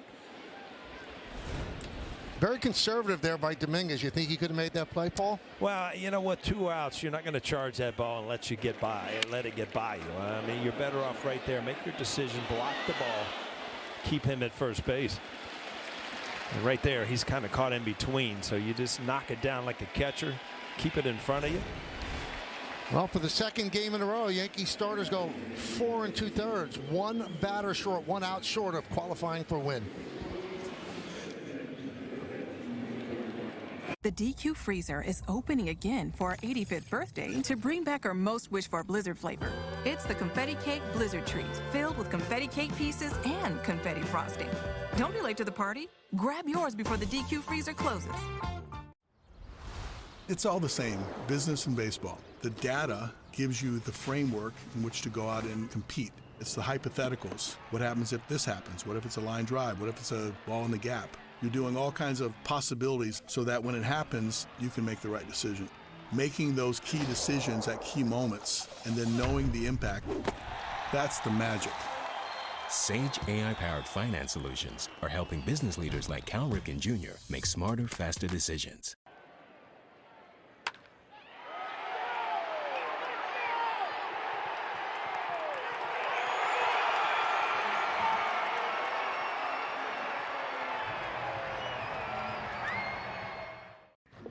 I miss you. When you think about it, Are you coming home? I'll be there when you wake up. half the trips the world takes are trips home. I'll call you soon, Dad. It's the feeling we all eventually long to get back to. No matter what took us away to begin with. We know, because at Delta we're travelers, just like you. Which is why we try to make you feel at home long before you even get there. Is brought to you in part by Delta, the official airline of the New York Yankees. Delta, keep climbing.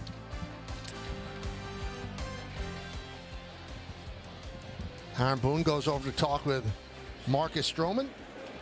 4 2/3 for Marcus. The runner at first, his responsibility. So Hill comes on to face Christian Yelich. And as a manager, that's where you have to kind of be the buffer in a sense, and you have to be able to talk to your players because a win means something to Marcus. But in today's game, wins don't mean a lot who gets it. It's about just winning the game. But pitchers still have a lot of pride in that, and you got to talk to them and say, hey, you know, we just think it's the right time to do this. I mean, you got a lefty on the mound with a base stealer, so it's going to be hard to run, who gets ground balls, so it's probably going to take 2 hits to score a run, and this is his pocket to bring him in, and we're trying to win the game. And he does the job with the first batter he faces, striking out Yelich. We're halfway through. Yankees up by 2.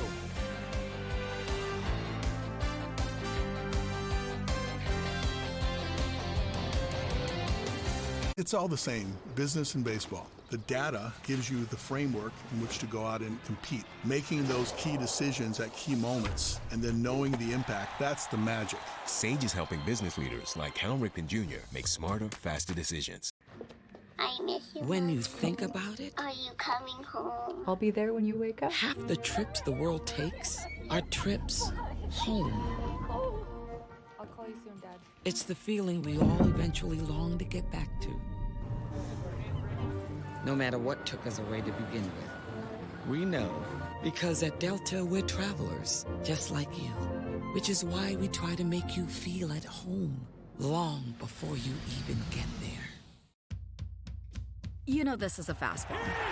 Google Cloud AI knows that when the home pitcher throws a 98-mile-per-hour heater with a 13-inch drop, there's a 24.7% chance the hitter swings and misses. Oh, and hot dog sales are up 4% today.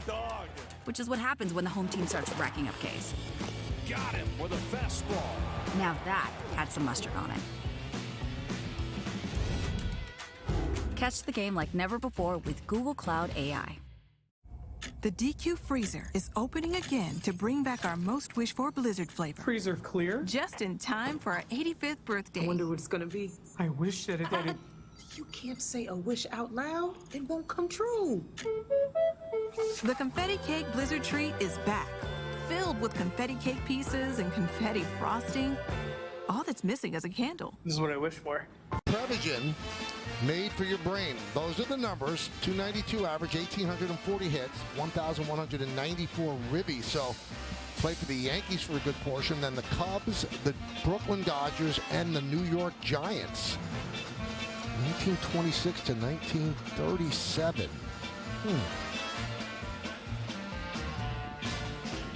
So the number here, is difficulty. That level of difficulty? 10 is the hardest. What was yesterday's? Yesterday was a 2. 2. I mean, Paul got it. Yeah. Wow. That's because it was multiple choice, I told you.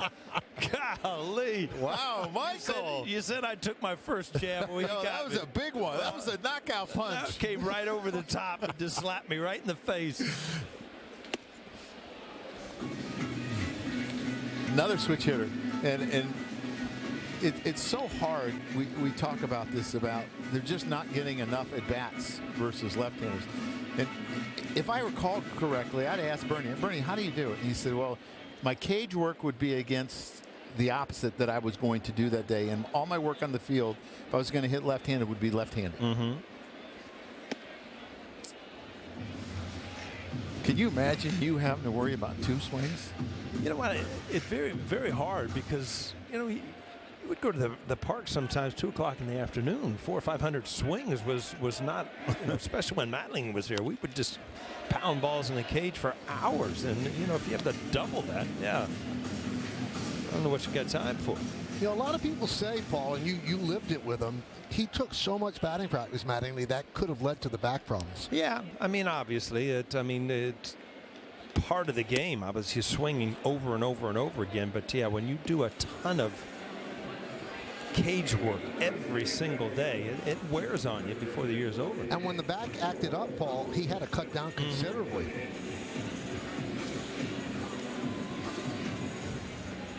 So a strikeout of Cabrera. Here's Goldschmidt, who's 1 for 2. We're in the bottom of the 5th inning. Yankees lead 5-3, trying to sweep Milwaukee out of the Bronx.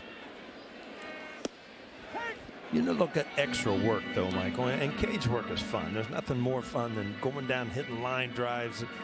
I used to look at the catcher's drills when they'd have the jugs guns out there just shooting them at the dirt off, and then they'd ricocheting off you. I'm just thinking, what a dumb position. Like, wow. You didn't think that looked like fun? Balls were blowing off your knee, off your shoulder. I'm like, man, that looks like a blast. I'm going to go take some easy fly balls. How's that? Well, I had Gary Tuck, who was, to me, the best catching instructor that I ever had, and maybe ever put the uniform on. And we never did, like, baseballs. We did Incrediballs. Ah, okay. Because walking's an instinct, right? And if your instinct when you're practicing is to protect yourself, that's what you're going to do in the game. Yeah. So I go over to Chicago in 2000, and they're trying to do the jugs, and they're giving you pads like football players wear on your arms. I'm like, I'm not doing this. I mean, this makes no sense.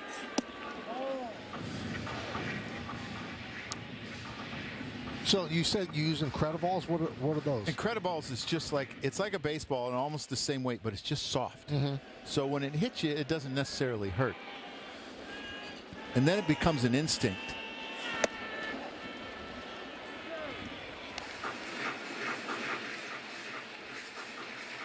Gary Tuck had some drills. Oh, yeah. He had hitting drills, too. I was struggling one time when we were in the Metrodome. He said, I want to go out early with you. I'm going to show you something. I said, all right. I went out, and we were hitting off a tee at home plate. You know how most of the time you just hit off a tee in the cage. We were hitting off the tee at home plate and seeing where it was going on the field, if the ball was carrying and this. I loved it. You know what I remember about that day? I was there. It was the Metrodome was dark. Oh, yeah. It wasn't very, you know, you could see, but it was still, the lights weren't on yet. Felt like we were sneaking around. Yeah. On the road, there's no reason. I mean, you get bored in the hotel room. You go to the ballpark early and get a little work in.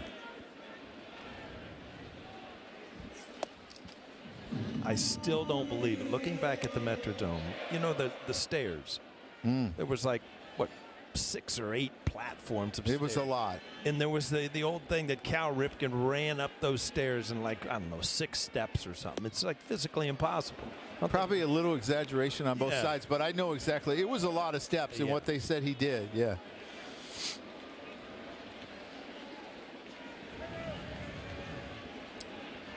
Alexander's come in and done a really good job for the first 5 outs here. He's settled down. He's used his cutter and his breaking ball effectively. He's elevated.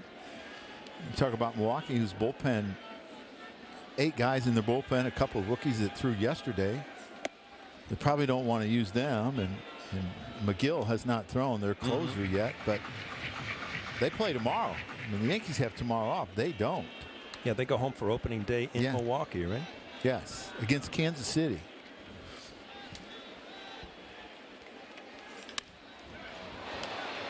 Fly ball, left field.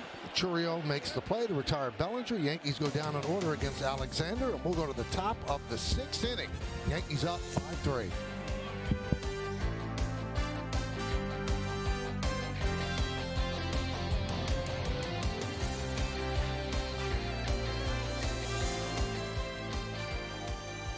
The DQ Freezer is opening again for our 85th birthday to bring back our most wished-for blizzard flavor. It's the Confetti Cake Blizzard Treat, filled with confetti cake pieces and confetti frosting. Don't be late to the party. Grab yours before the DQ Freezer closes. I miss you. When you think about it, Are you coming home? I'll be there when you wake up. half the trips the world takes are trips home. I'll call you soon, Dad. It's the feeling we all eventually long to get back to. No matter what took us away to begin with, we know because at Delta we're travelers, just like you, which is why we try to make you feel at home long before you even get there. You know this is a fastball. Google Cloud AI knows that when the home pitcher throws a 98-mile-per-hour heater with a 13-inch drop, there's a 24.7% chance the hitter swings and misses. Oh, and hot dog sales are up 4% today, which is what happens when the home team starts racking up Ks. Got him with a fastball. Now that had some mustard on it. Catch the game like never before with Google Cloud AI. Newsflash! The world really wants to spend your money. They got the buy now buy-ins and high grocery prices, service fees and processing fees and credit cards to pay for credit cards. And don't get me started with the betting apps. Ooh. Yes. Wow. Huh? Impressive. There you go. Give me a little high five on that, Michael. Thank you. Thank you very much. Because I got nothing on that. We will go to the top of the 6th inning. Tim Hill still in there. Montefiore Einstein scoreboard. It's 5-3. Yankees over Milwaukee. And the pitch is high to Contreras.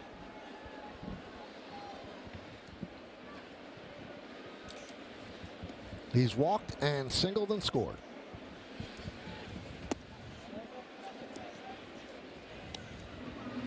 So 2-0 on the cleanup hitter. Yankees lead 5-3. 3 more home runs for the Yankees in this game after 9 yesterday. And there's a strike.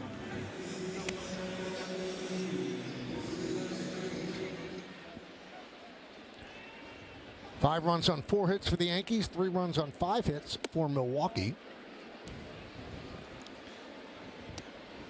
How would you like to face Tim Hill, partner?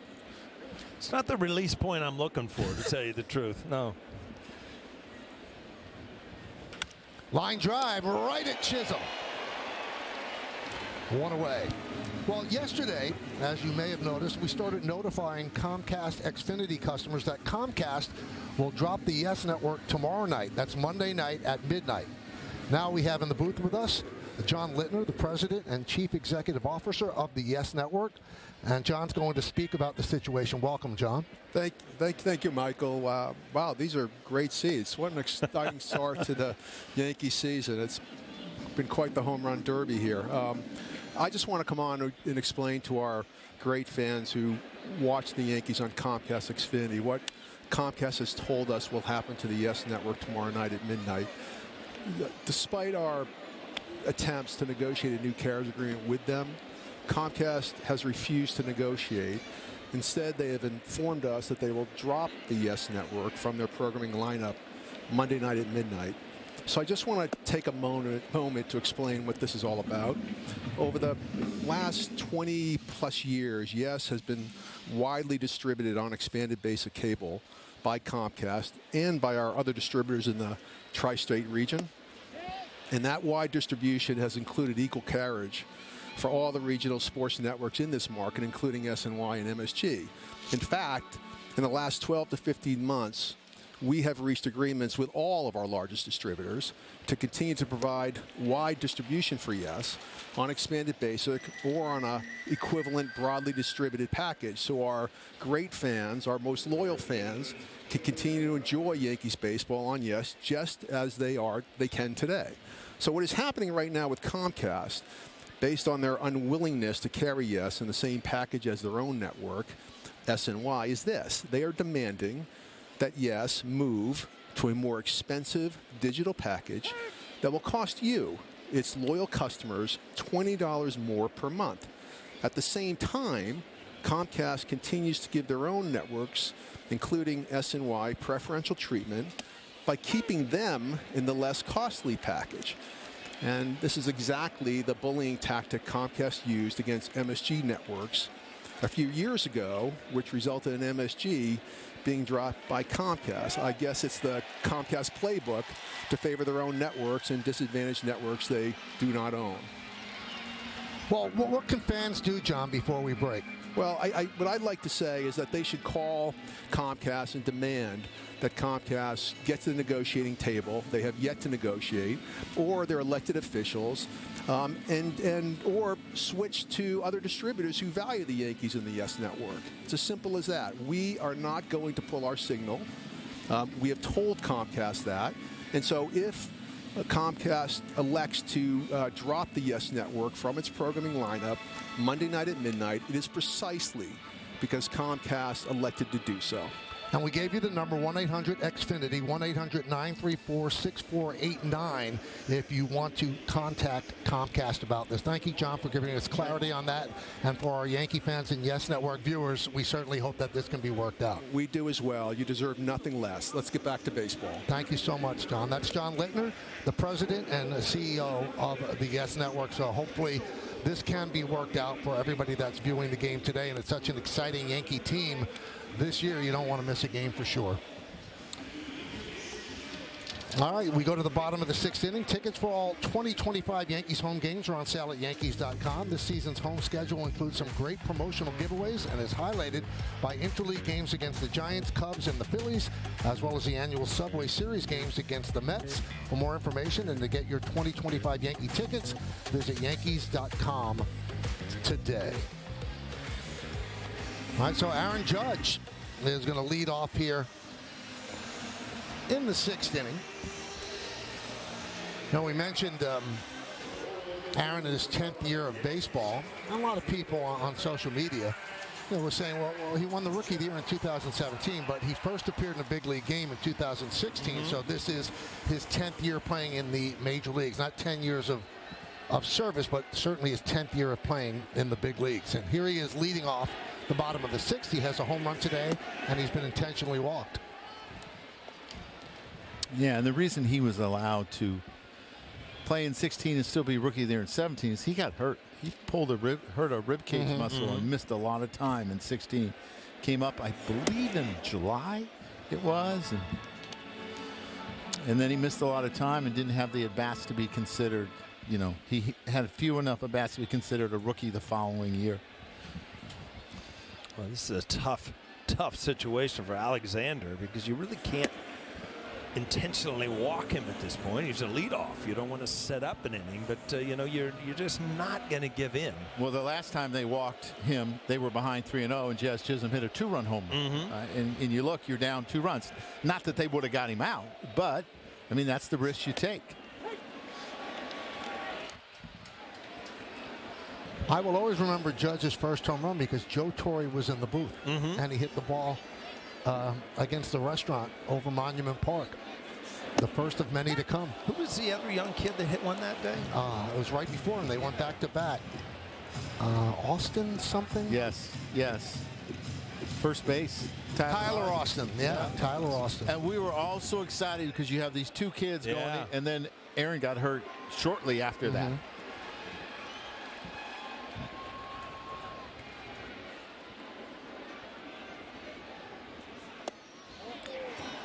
So Judge works a walk.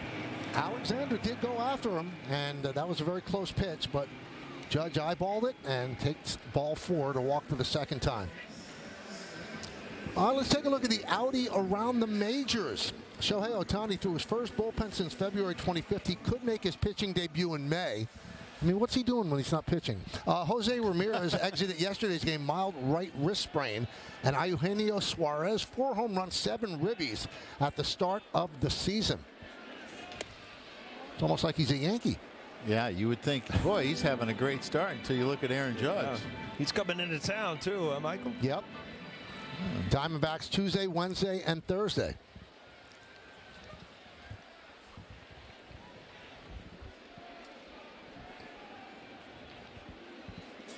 You know, we talked yesterday about the Yankees with the what they're calling the torpedo bats, and boy, it certainly got a lot of attention around Major League Baseball. And you know, what Major League Baseball came out and said right away, you know, this is totally legal.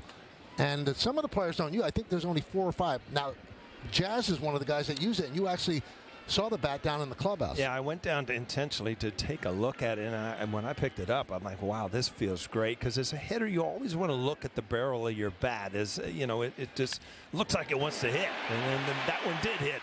Chisholm hits a ball through the right side, but it much resembles kind of a bowling pin. And what you've done is, you know, if you look at the rules, it doesn't have anything to even suggest that it's against the rules. You've taken some of the wood from the top of the bat and added it, you know, kind of rounded it off where you don't want to hit the ball on the end of the bat anyway. It just it's a good feeling bat, and it almost personalized the way you shape your bat. And that's that bat in use. And you can see it hit the thicker part of the bat. Now, the Yankees are designing the bats based on the profiles of their hitters to maximize the production at the plate. Now, everything is meticulously tailored to the individual hitters. Now, for the players who are interested, they researched and designed bats with the players in the loop throughout the process. It's much more involved than just giving out one standard bat to all of the players. And bat fitting is something that bat manufacturers have offered for years. It's also common in other sports such as golf and tennis. They're just trying to catch up and do what they can to tailor designs in-house.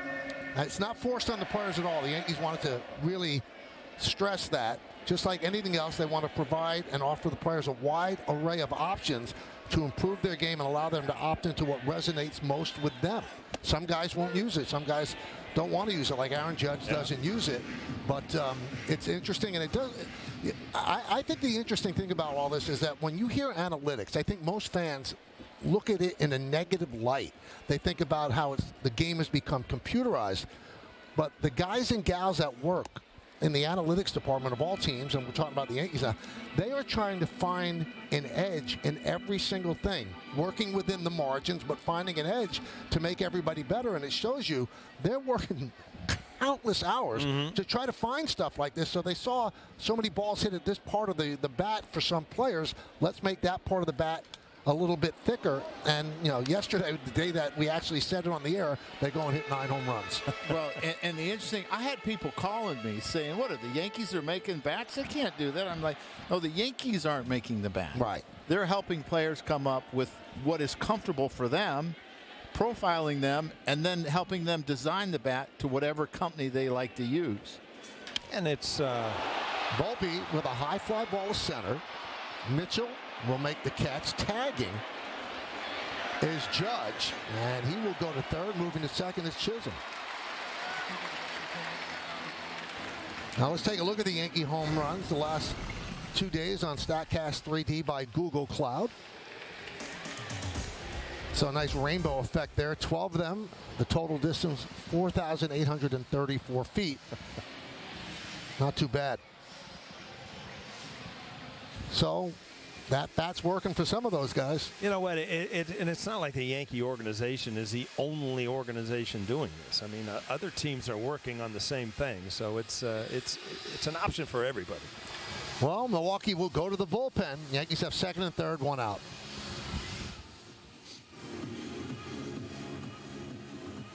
The DQ Freezer is opening again for our 85th birthday to bring back our most wished-for blizzard flavor. It's the Confetti Cake Blizzard Treats, filled with confetti cake pieces and confetti frosting. Don't be late to the party. Grab yours before the DQ Freezer closes.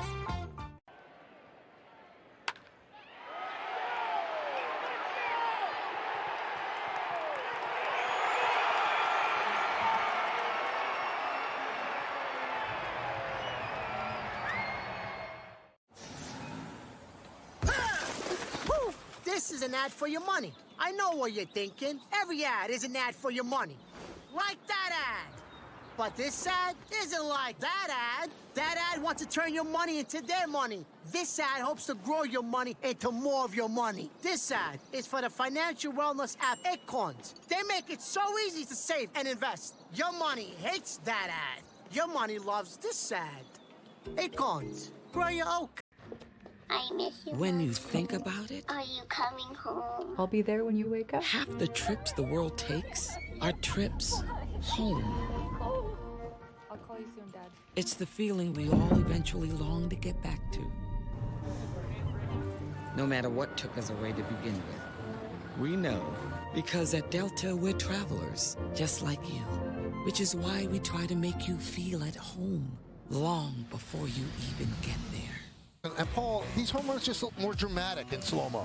Well, you know what? If you watch an Aaron Judge, they're dramatic to start with because they go far. But then Ben Rice, this was a really good swing by him, getting to a ball inside. Jazz Chisholm, nice balanced swing, line drive, just makes it into the seats. But the Bombers have been bombing early here in this season.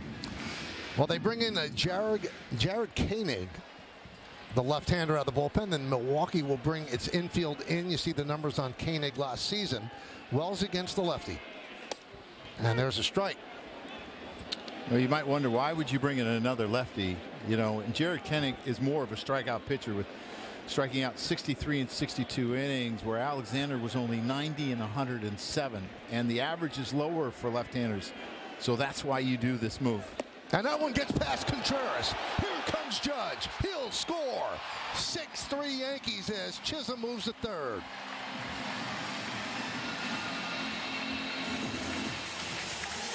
Boy, it really kind of dropped down there and just crossfired this in the other batter's box. Not a lot of chance. Got a glove going the wrong way, and then nothing you could do, huh, Joe? Yeah, Roger Clemens just called that a windshield wiper when your hand went like that instead of getting around it, and it ends up back at the screen. And it's just a tough pitch, and a lot of times when it's cold, pitchers just don't have the same feeling and command. Nice play there by Bowers, but that's going to score a run as Chisholm scores on the ground out, and the Yankees now lead 7-3. Well, the Yankees took a chance with Chisholm's speed to go on contact. This ball hit hard. Good solid at bat. Another run played by the Yankees. Well, this is just great base running all around. The whole inning, Aaron Judge first tagging up from second. He kind of went halfway on the ball that Volpe hit, and then Jazz moved up behind him, and then the good read there by Jazz. You're always taught we're going to go on contact usually with one out, or you see the big lead. If he has to leave his feet, you're going, and he was going on contact, read it very well and scored. That's just really good base running. Something I think the Yankees overall base running will be much better this year. 1-1 on Dominguez. 0 for 1 with a walk today. Never liked playing contact with nobody out, but with one out, I like playing, especially if the base runner had speed, and with the lefty, he could get a much bigger lead, and you can really take a chance. Yeah, a lot of things happen on contact. A lot of things have to happen well for defense. It's got to be right at him. It's got to be a good throw. You got to be in balance. So the Yankees just stole a couple runs in that inning.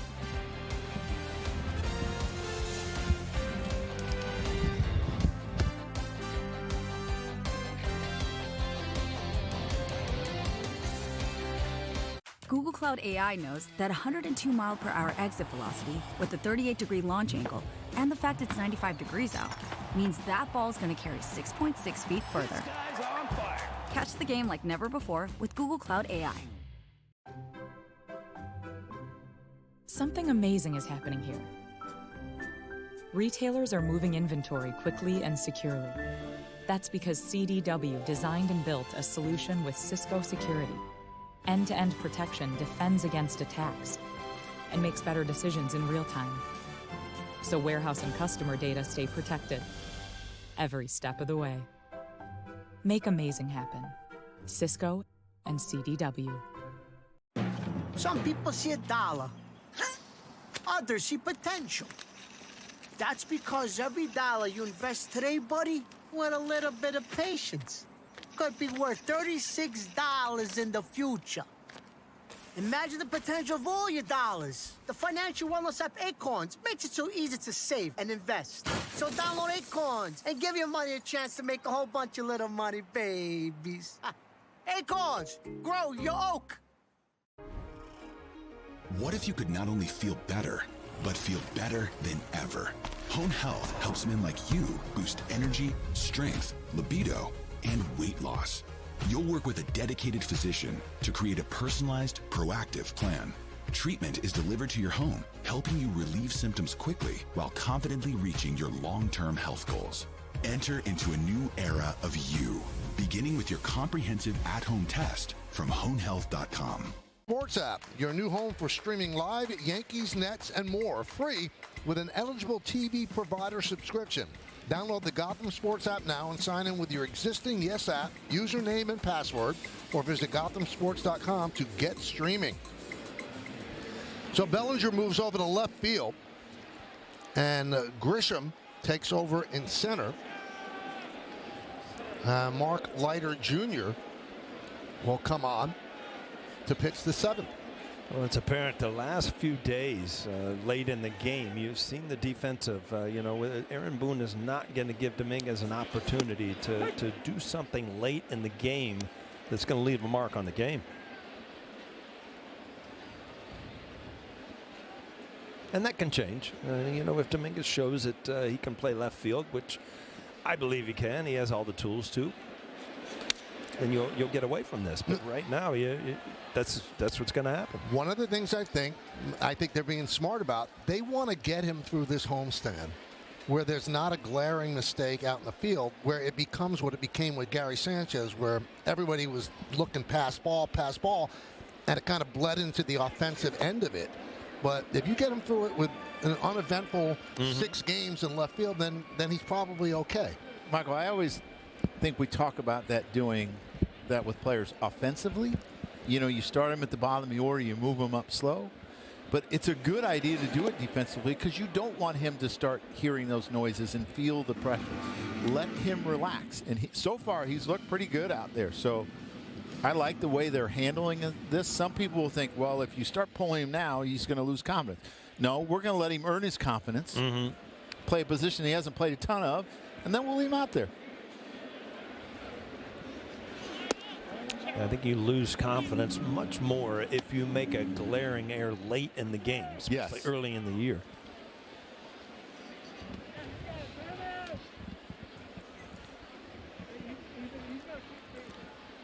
So 3-2 on Mitchell.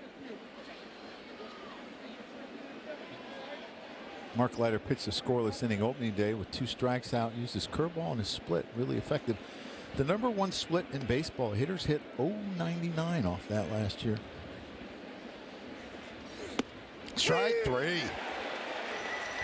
Mitchell down looking. I think Mitchell was listening to your scouting report. That's he took right. a fastball right down the middle, huh? And that's the one thing that I've seen from Mark this spring. He's got more velocity. I know it is still spring, right? Yeah, it's spring. Yeah. Feels like winter, but it's spring. But he's got a little bit more on his fastball, which should help his slow curve and his split.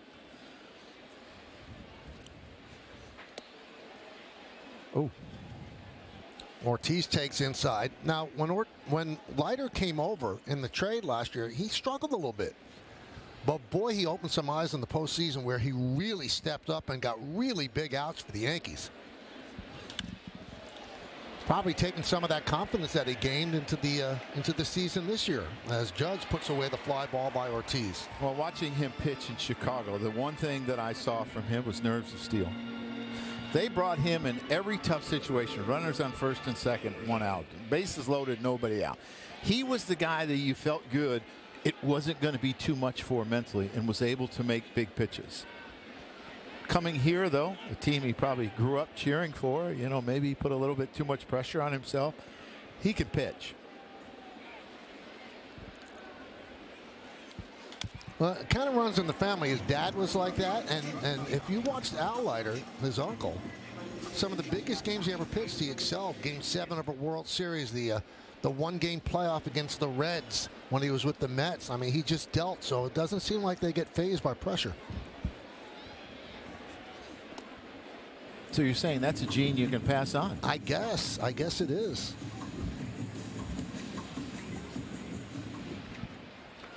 Actually changed his number this year, Michael. Wear the same number as his father, number 56. Yep. As a Yankee, that was his father's number.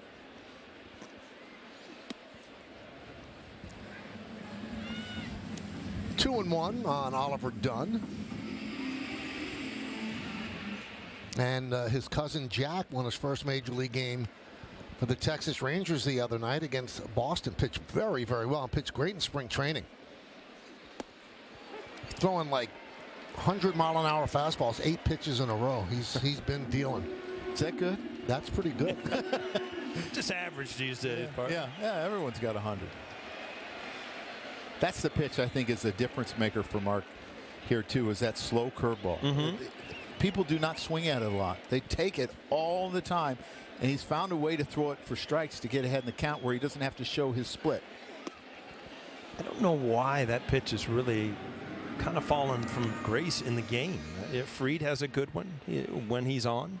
The slow curve early in the count, hitters aren't looking for it. They will take it. You don't even have to throw a great one. Now, using it for a strikeout pitch, it better be a little bit better. Swing and a miss, a strong inning for Mark Leiter Jr. 3 in a row, 2 strikeouts. And at the end of 6.5 innings of play, it's time for the 7th inning stretch. Yankees lead this one by a score of 7-3, but we're going to stay right here as they honor America in the Bronx.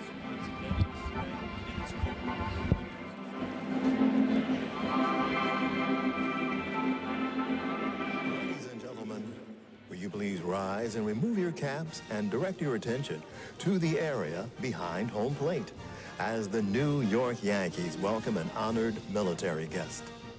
United States Army Private, 90-year-old Angelo Rossi from Somerset, New Jersey, who served in the Korean War. The Yankees say thank you for your sacrifice and service to our nation.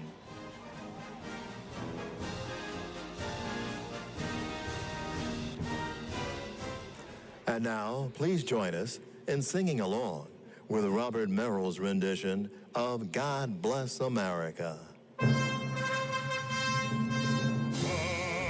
bless America, land that I love. Stand beside her and guide her through the night with the light from above.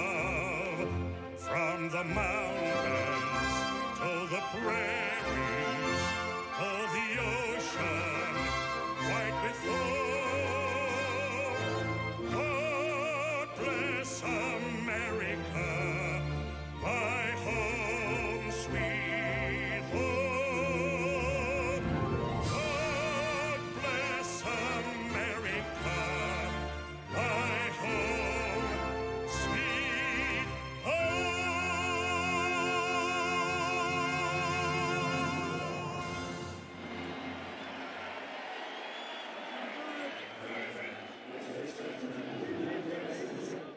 The DQ freezer is opening again for our 85th birthday to bring back our most wished-for blizzard flavor. It's the Confetti Cake Blizzard Treat, filled with confetti cake pieces and confetti frosting. Don't be late to the party. Grab yours before the DQ freezer closes. You know this is a fastball. Google Cloud AI knows that when the home pitcher throws a 98-mile-per-hour heater with a 13-inch drop, there's a 24.7% chance the hitter swings and misses. Oh, and hot dog sales are up 4% today, which is what happens when the home team starts racking up Ks. Got him with a fastball. Now that had some mustard on it. Catch the game like never before with Google Cloud AI. It's all the same, business and baseball. The data gives you the framework in which to go out and compete. It's the hypotheticals. What happens if this happens? What if it's a line drive? What if it's a ball in the gap? You're doing all kinds of possibilities so that when it happens, you can make the right decision. Making those key decisions at key moments and then knowing the impact, that's the magic. Sage AI-powered finance solutions are helping business leaders like Cal Ripken Jr. make smarter, faster decisions. I miss you. When you think about it, Are you coming home? I'll be there when you wake up. half the trips the world takes are trips home. I'll call you soon, Dad. It's the feeling we all eventually long to get back to. No matter what took us away to begin with, we know because at Delta we're travelers, just like you. Which is why we try to make you feel at home long before you even get there. 7-5-0 for the Yanks, 3-5-0 for Milwaukee. Savali lasted 3. Jake Bowers with a 2-run home run off the right field screen. Marcus Stroman, 2 outs into the 5th. And Aaron Judge, well, it's another day. It's another home run. He scored 3 runs, and he's walked twice today as well. New pitcher for the Brewers, Joel Payamps. This will be his second game of the series. 68 games last year. You see the numbers, the strikeout per inning. And we'll start it off with Ben Rice. 8-9-1 in the Yankee order. Swing and a miss. Had a 1.03 ERA his last 30 appearances. Talk about being big down the stretch. Yeah, you got hot. Pitchers get hot just like hitters do. Since joining Milwaukee in 2023, a 2.77 ERA for Payamps.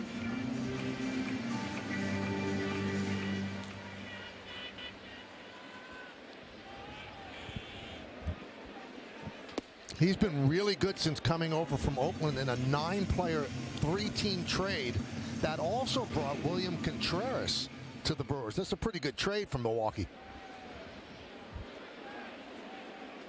He's got a little snarl. Mm-hmm. Base hit past a lunging Turang into right field. So Ben Rice is 2 for 3 today. You know, one thing that extra strength does, and maybe the little bit extra bat speed, it sounds like he breaks his bat here, but he's strong enough still to get it by a gold glove, a platinum glove winner in Turang because of his strength. Let's see where this ball hits. Yeah, in towards the label. Not a good sound, but again, you're driving the ball a little bit harder. Ball finds its way through the infield. Here's Cabrera. There's a strike.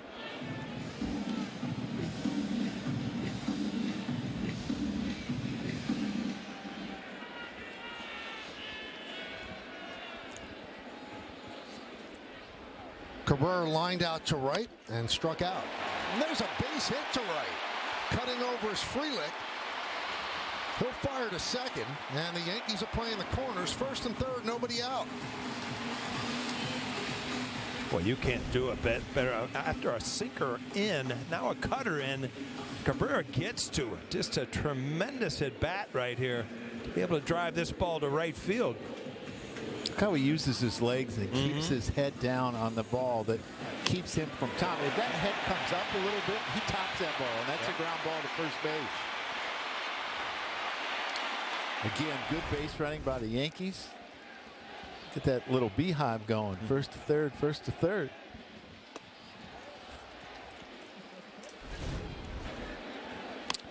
Yeah, I mean, this is Ben Rice, and he's not the fastest catcher in the league. I'll put it that way. Yeah, I think these things are brought up in spring training. Hey, this year, when the ball's hit and you're on first base, you're going to initially think first or third every single time until you figure out that you 100% I can't make it. And you got to understand, number one, the arm in right field or anywhere in the outfield. You got to understand where they're playing. He knew he had to go to his left. So initially, when he knows he has to go to his left, he's going to third base. If it was hit right at him, he probably doesn't go. But you got to know all those things as a base runner. Where they're playing, how deep they are, what's their arm, are they accurate? Because there'll be guys with good arms but are slow getting rid of it, and you can take advantage of them. 1-2. That one is looped into right center. It dumps in for a base hit. Scoring is Rice. Cabrera will go to third. It's an RBI single for Goldschmidt. Yankees 8, Milwaukee 3. Wow, this looked like an intentional at-bat to go the other way. He waited and waited and got a ball inside and just fought it off. But a great at-bat just to get another run home. Breaking ball. Watch how late he waits and just pushes it the other way. And it's a great way to drive in a run. Pulls his hands in.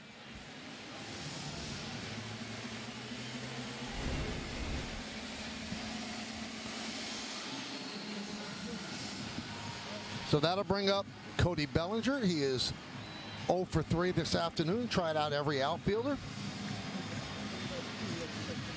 Take a look at the optimum don't take slow for an answer replay. And this is the catch that he made. Great jump on the ball, and he just stays with it. And the other thing about Cody is he's very good at getting rid of the ball, and he's got a very accurate arm. Just an outstanding play early in the game. Marcus Stroman showed him a little bit of love because he really appreciated it. It looked like it was going to be a for sure double, and he ran it down. So Bellinger is 4 for 10 so far in the early going. 0 for 3 today. And after a long conference at the mound, Payamp starts him out with a breaking ball outside.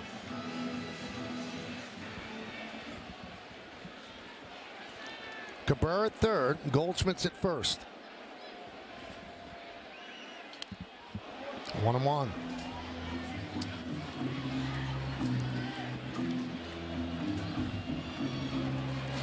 Well, you're going to see that Cabrera gets a pretty big lead here, but with a left-handed hitter, the catcher's got an open throwing lane.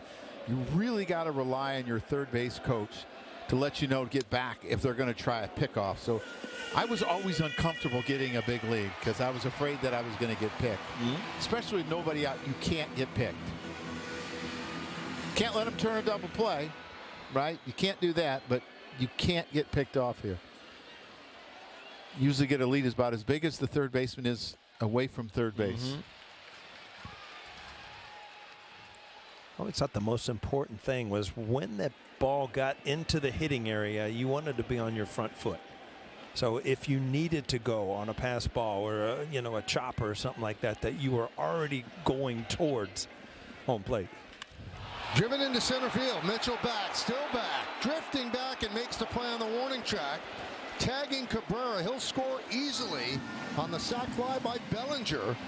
And the Yankees keep building on the lead. It's 9-3. That'll bring up Judge, and it brings us to the Audi electric moment. Experience a fully electric Audi vehicle at your local Tri-State Audi dealer today. Well, you might have put an S on the end of that moment because he's had a lot of them here early in the series. I mean, he is just on fire. Another home run today. And back at the plate. 3 runs scored for Judge. So the home run that Paul talked about, an intentional walk and then a more traditional walk, and he scored on both of them. 6 for 11 this year, 4 home runs and 11 ribbies.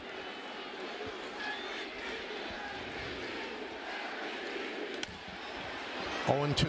I don't know if I've ever heard an MVP chant in the third game of the year. That's the funny thing you said. I was thinking the same thing. I was like, well, we do have a ways to go, but he's off to a pretty good start. Oh, yeah.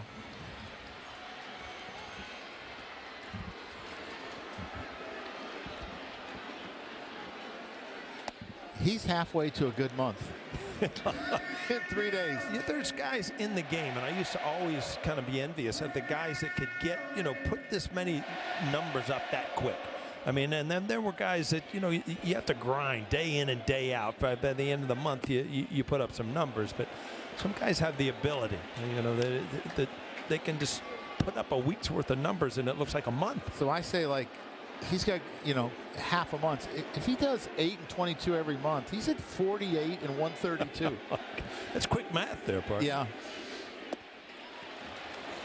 And walking him hasn't helped him because of what guys have done behind him. Jazz has had a good day, a homer and a single after a walk, so a couple of RBIs there.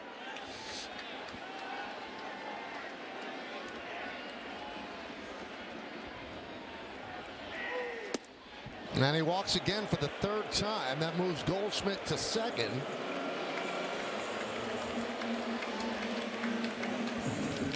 Looks so comfortable taking those close pitches now, and that was right when he came to the major leagues. Every once in a while, he'd leave the strike zone.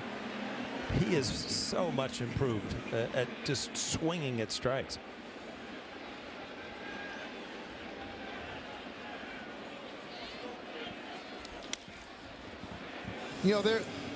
There are many players in the world that can hit behind Judge that would make you say, okay, I'm going to pitch to Judge rather than that guy. I mean, you look at Ohtani, might make people think. Maybe Soto might make people think. So since those two guys aren't on the Yankees, what you have to do is make the team pay for walking Judge. But nobody's going to go, I'd rather pitch to Judge than Jazz Chisholm or Cody Bellinger. It's just not the way it works. Right, and that's why I kind of love the way the team's set up now. I mean, 1 through 9, it looks like you're getting production. And you know what? There's going to be opportunities, and Aaron Judge has had them, and he's done a lot with them where, you can't pitch around him. But when you do, there's other sources of offense going on in the Yankee lineup right now. We always talk about the guys behind Aaron Judge. To me, the more important guys are the guys in front that they can't pitch around him. Yeah. Because I don't care. You have a runner on first. It's hard to intentionally walk a hitter. Sure.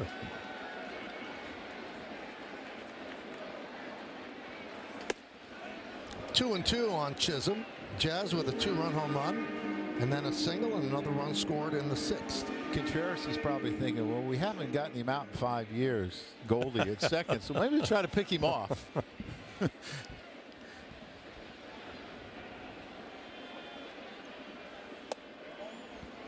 3 and 2.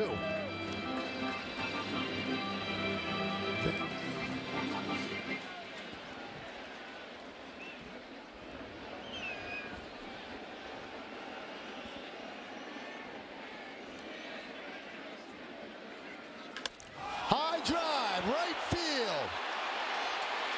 See ya. A 3-run home run for Jazz Chisholm.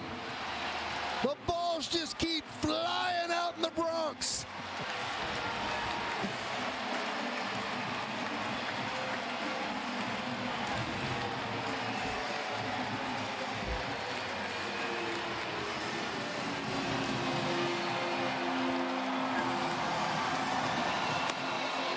Well, you can only hope that this Yankee offense is showing what they're going to do this year. I mean, they just continue to put people on to hit home runs. And the question on this is, was it going to stay fair? You saw the body language at the plate. And Chisholm having fun here in the Bronx. Well, he hit 11 home runs in only 46 games last year.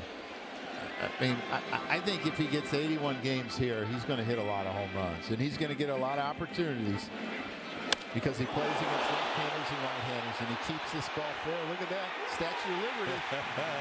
You can try to steer it with your body, get a different angle to keep it inside that pole. There was a great story in The Athletic by Chris Kirchner about Jazz Chisholm's time in Miami, where he was not really treated well and really was abused by some of his teammates because of his free spirit nature. And one of the things that just freed Jazz up when he came to the Yankees, Alan Boone pretty much said, you be you. We're all right with what you are, the flair, the swag, whatever, the swagger. And I think he's benefited from it, Joe. He seems like he loves it here. Definitely. Joe Torre talked about that all the time. You allow players to be themselves as long as it's not detrimental to the team. And Jazz is not detrimental to the team. He brings a ton of energy. He's going to make you laugh. He he's going to be productive offensively, defensively, on the bases, and you're going to love him as a teammate. Now, if you're on the other team, sometimes you're not going to love him. Yep. But if he's on your team, you're going to absolutely love his energy. And in that story, Jazz is a sneakerhead, and he designs his own sneakers, and he has like designs on them. And there were teammates that were cutting up his sneakers, and he's a big Oreo cookie fan. They poured milk in his sneakers, and it got so bad that Don Mattingly, the manager, had to call the team meeting and said, "This has to stop. Yeah. This just has to stop." I mean, just because someone's not like you doesn't mean that you don't allow them to be themselves. And I think it's a great lesson as a teammate. Not everyone's going to be like you as a coach, a manager, as a broadcaster. Not everyone's going to be like you, but if it works for them, let it work. Jazz's 6 multi-home run game. He had 3 with the Marlins and 403 total games. He has 3 with the Yankees, 49 total games. Anthony Volpe gets moved back.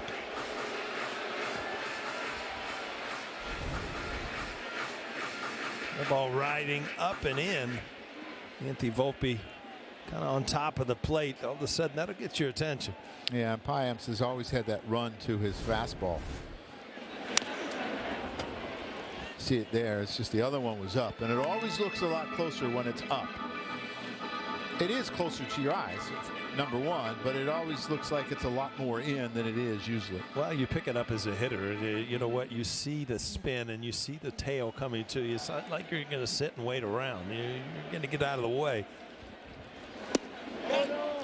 And a check swing as Volpe works a walk.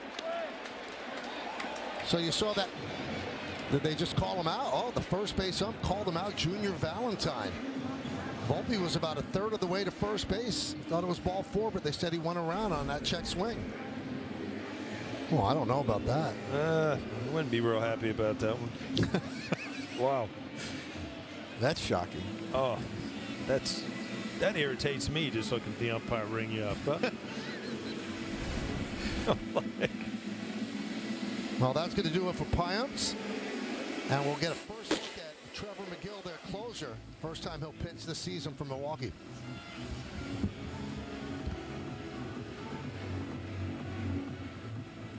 The DQ freezer is opening again for our 85th birthday to bring back our most wished-for blizzard flavor. It's the Confetti Cake Blizzard Treat, filled with confetti cake pieces and confetti frosting.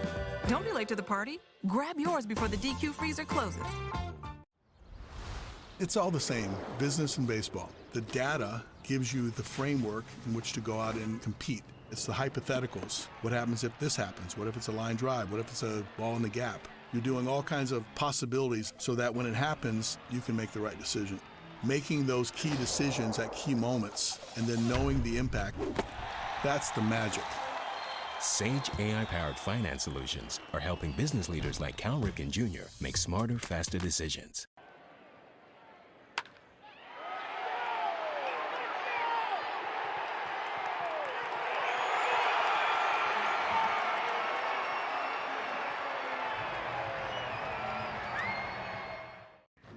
I miss you. When you think about it, Are you coming home? I'll be there when you wake up. half the trips the world takes are trips home.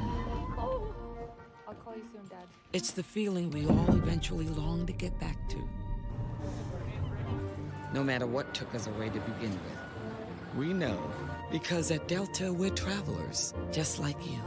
Which is why we try to make you feel at home long before you even get there. The Hyundai Getaway Sales Event. Deals so right, it almost feels wrong. Only at your local Hyundai dealer. And by Mohegan Sun, something's always happening at Mohegan. So we showed you the stat earlier in the inning. 36 runs over the first 3 games. The most the Yankees have ever scored in the first 3 games of the season. And now they still want more. It's still the bottom of the 7th. Trevor McGill comes on. 21 of 24 in saves last year when Devin Williams was out injured. And that's when they knew they had a closer and they could deal Devin Williams in the last year of his contract. Well, he will touch 100. And he's also got a knuckle curveball and a slider to go with it. And the slider has really good depth, but he's got really good arm speed. And hey, when you throw 100, your arm's pretty quick, huh? could see in his windup, he kind of leans back and he is just going to let it go. Watch his upper body go towards the Yankee dugout when he's at the top, and then he's just coming over the top as hard as he can. I tell you what, it would have been tough in Little League facing him and his brother Tyler over at the Mets. He was hitting 100 a couple of years ago.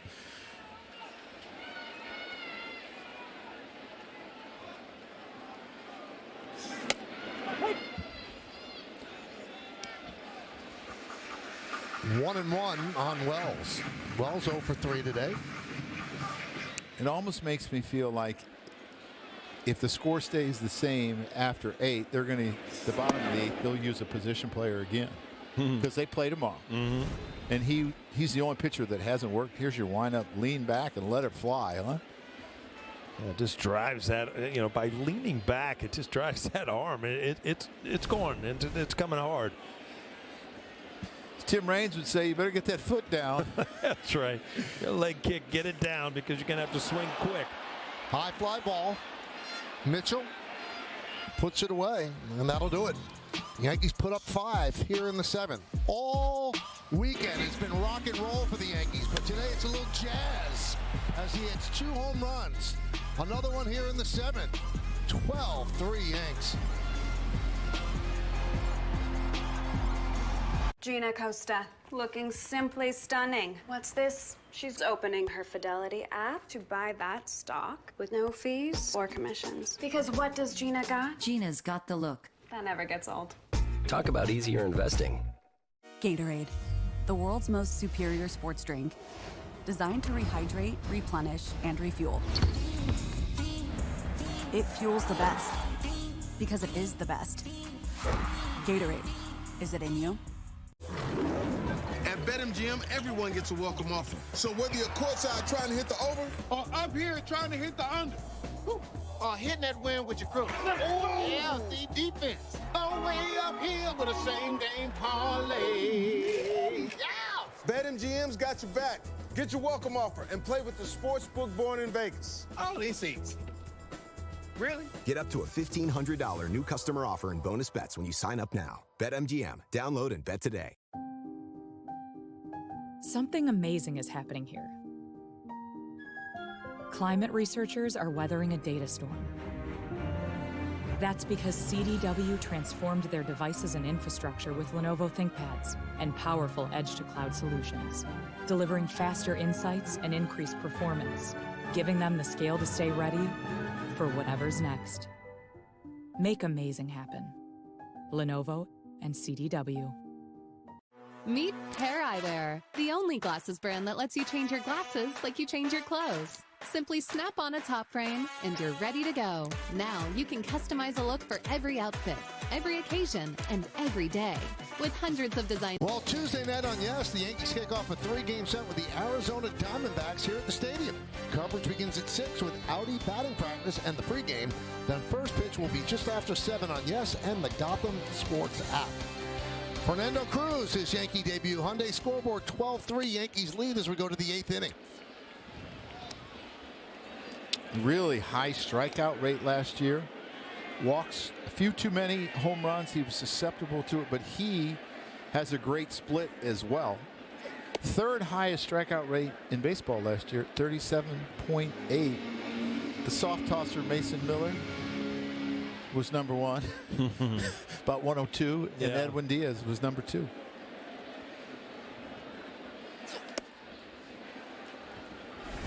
Well, when you hit home runs, you can have fun. He's having fun with Pat Rossler, the assistant hitting coach of the Yankees. Taking a bite out of his arm. Yeah.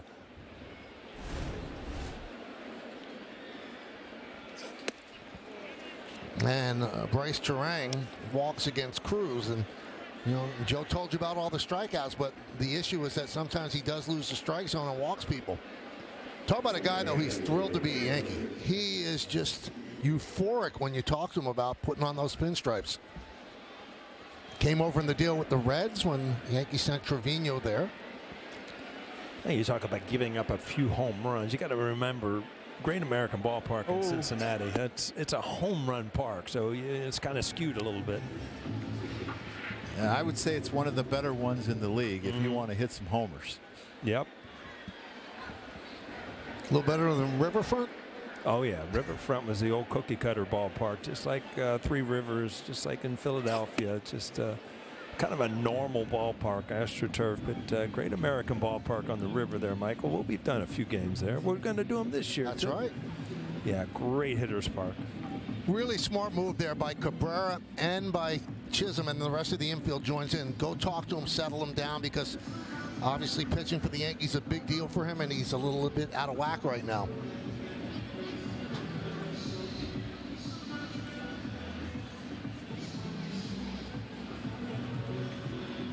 In the you look where you're talking about the barrel of the bat. See, that's a little towards the label. This also, both of them ended up in the seats. First one, he hit like 109 miles an hour. It was a rocket.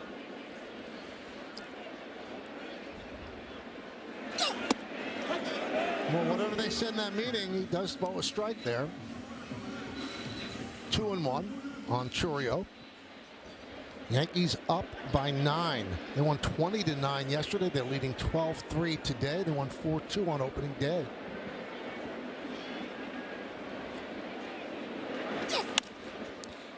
Pop foul and out of play. Well, the Yankees in games against Milwaukee, at Milwaukee, scored 30 runs in back-to-back games. And you think, oh, it can't get any worse. You know, you think about it. I mean, Milwaukee comes in here, and it's kind of awkward, not awkward, but odd to interleague series opening day here. But Milwaukee's a good team. They're going to be at the top of their division before the year's over. So the Yankees have put themselves in a great position to sweep a good, solid team here to start the season here at Yankee Stadium. And Joe, there's that splitter you were talking about. Man, it's got such a high swing and miss on it. I mean, hitters hit 116 off of this pitch. I mean, look at that. I mean, that's a split. Yeah. Really like it fell off a table. Yes. That's not fair. No, and the weird thing is, and you see right there, it slips out of the hand, but the arm, as the hitter's picking up the arm speed, it's the same as a fastball. And you commit to it, and then it's nowhere to be found. There's Vinny Capra pinch hitting for Yelich. That one's popped up. Who's going to get it? Wall says, I'll take it. You know, Joe, we saw that splitter, and we saw the slow angle of it. It almost looked like a forkball. It looked like it was jammed between the fingers rather than a splitter grip. Yeah, I think because of the velocity, they probably call it a split. But he's got, you know, I mean, he throws it as hard as he can, and that's why he gets the movement. I know some of the distinction between pitches, sometimes I get a little confused. And the big thing is for him to get ahead. I mean, here it is again. I mean, it looks like a Bruce Sutter forkball is what it looks like. Yeah, a lot of split fingers have a lot of rotation sideways. David Cone could make it go either way. That you saw almost a knuckling effect, which I found even tougher than the true split finger, where you at least could pick up the seams of the baseball.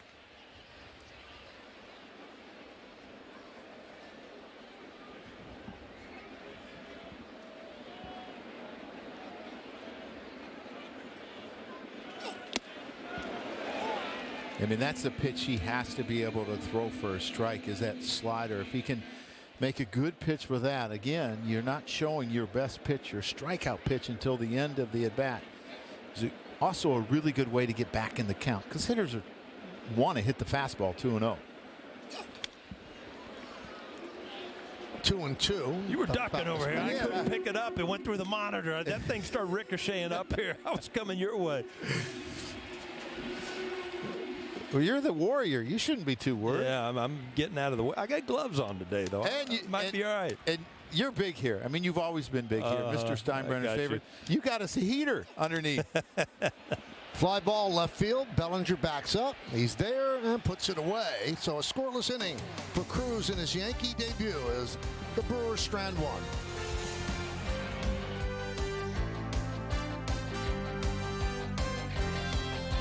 The DQ Freezer is opening again for our 85th birthday to bring back our most wished-for blizzard flavor. It's the Confetti Cake Blizzard Treat, filled with confetti cake pieces and confetti frosting. Don't be late to the party. Grab yours before the DQ Freezer closes.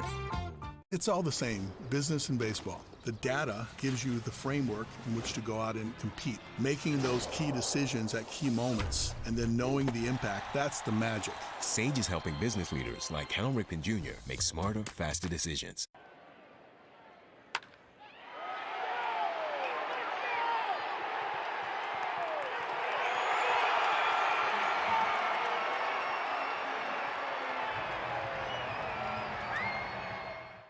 Newsflash! The world really wants to spend your money. They got the buy now buttons and high grocery prices, service fees and processing fees and credit cards to pay for credit cards. And don't get me started with the betting apps. Good thing the financial wellness app Acorns makes it so easy to save and invest. The world wants to spend your money. Acorns hopes to grow your money into more of your money. Acorns, grow your oak. I miss you. When you think about it, Are you coming home? I'll be there when you wake up. half the trips the world takes are trips home. I'll call you soon, Dad. It's the feeling we all eventually long to get back to. No matter what took us away to begin with, we know because at Delta we're travelers, just like you, which is why we try to make you feel at home long before you even get there. Your local Ford stores. Ford is proud to be the official SUV of the Yankees. And by Delta, the official airline of the New York Yankees. Delta, keep climbing. You see how they kind of muted you in that time? That was impressive. I did see that. Jake Bauer's in for the second straight day, so I'm sure he's not going to pitch tomorrow. You don't go 3 days in a row. No, he's going to let her rip today. So he had a scoreless inning yesterday. This is his 6th career pitching appearance. And Trent Grisham will get an at bat against him.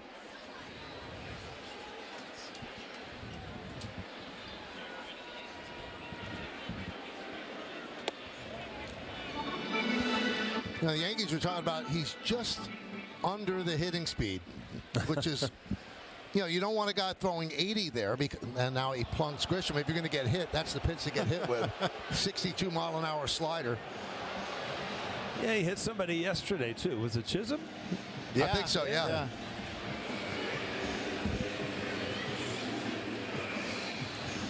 And you talked about when you pitched for the Reds, a 2-inning outing, but you were trying to really throw hard at the beginning. Yeah, because I was still, I still had memories of pitching in high school, and you could tell that Bowers is just trying to throw strikes and hopefully you hit a ball at somebody. But I took it a little more serious than I should have. You hurt your arm for a couple of years, right? It didn't bounce back. Next spring training, it still hurt. Is that why you kicked the ball the one time? Yeah, that's your arm hurt? It's the alternative. If you can't throw, you might as well kick it. That one's popped up. So I'd ask you, who's got priority? A third baseman playing first or the first baseman pitching?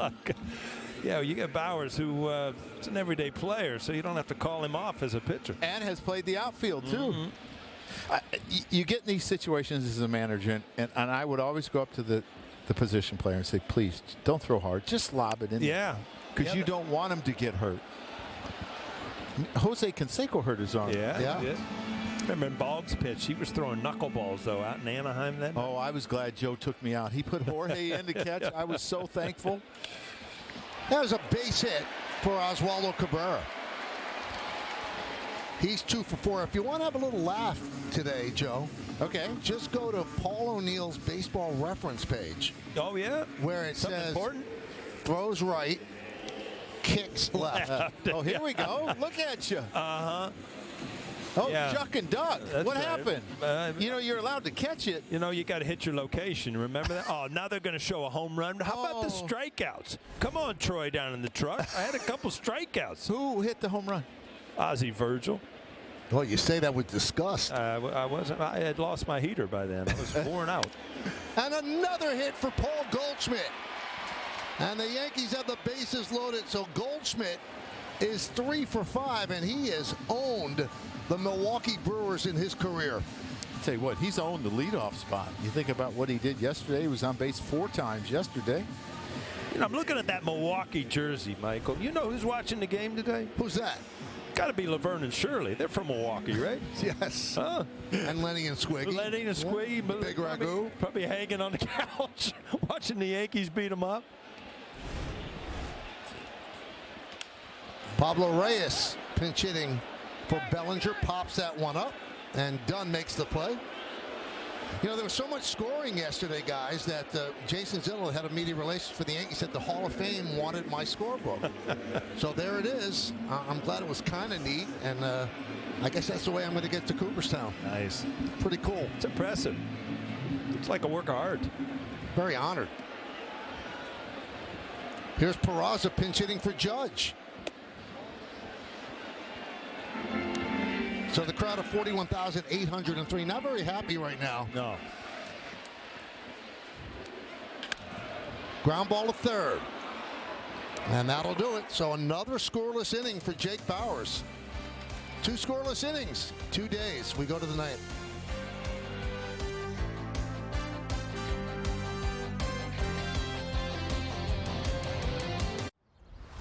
It's all the same, business and baseball. The data gives you the framework in which to go out and compete. It's the hypotheticals. What happens if this happens? What if it's a line drive? What if it's a ball in the gap? You're doing all kinds of possibilities so that when it happens, you can make the right decision. Making those key decisions at key moments and then knowing the impact, that's the magic. Sage AI-powered finance solutions are helping business leaders like Cal Ripken Jr. make smarter, faster decisions. Are you coming home? I'll be home in the morning. I'm gonna go too. At Delta, we get where you're coming from.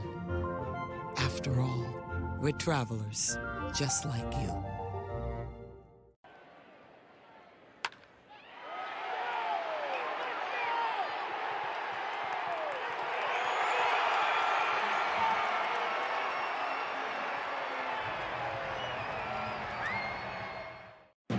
Some people see $1.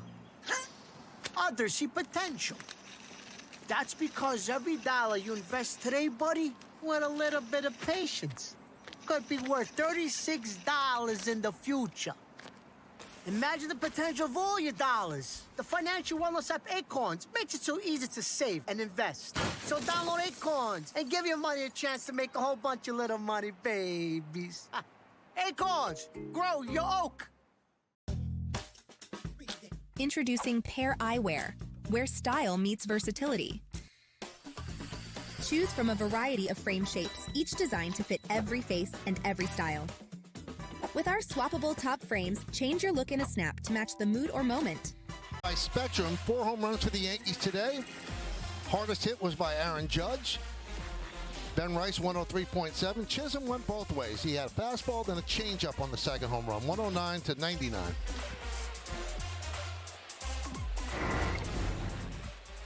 Major League, our Yankee debut for Ryan Yarbrough. And Frelick picks up a base hit. So he is 2 for 4 on the day. Get free MLB.tv with T-Mobile. Redeem today at T-Mobile.com/MLB. See the numbers by Ryan Yarbrough. Those 98 2/3 are the most by any reliever in baseball last year. Lefties really struggled against him, hitting under 200. His opponent's average was only 201. He was the original bulk guy. Yeah, down in Tampa Bay. Yeah. Jake Bauers is not careful. He's going to be the bulk guy, or maybe the opener. That's right. 2 scoreless innings. I mean, it'd be hard to figure. I can't ever remember even hearing about an everyday player pitching back-to-back games. Huh? It's not good for the team that's throwing him out there, I can tell you that. Well, the last 2 games, the Yankees have scored in 11 of the 16 innings in which they've batted. So that means 5 innings they didn't score, and 2 of the 5 scoreless innings were by Jake Bauers. But he's probably thinking, you know what? This has worked out for Ohtani. Let me do it. The only problem is Ohtani throws 100. It doubled his value. Yeah. There's the Yankees' new defensive alignment. Another big day for that guy.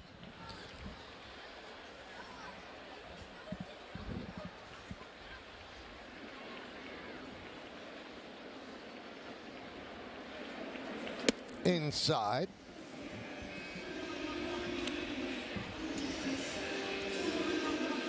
David Wells' old number, a little bit of a different body type. Slightly. Left-handed. They're both lefties, yeah.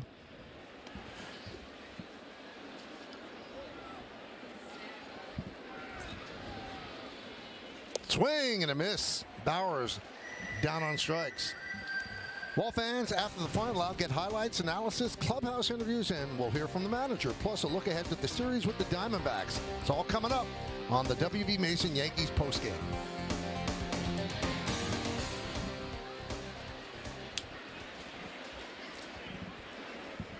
Here's Garrett Mitchell. Runner on first, one out. Ninth inning. Yankees up by 9.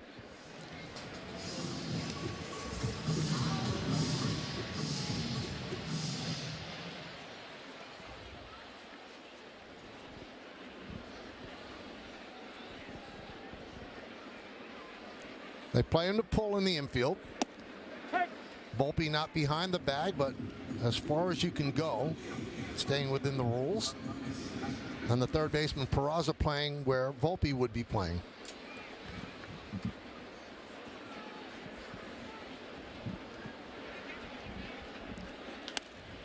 Popped up.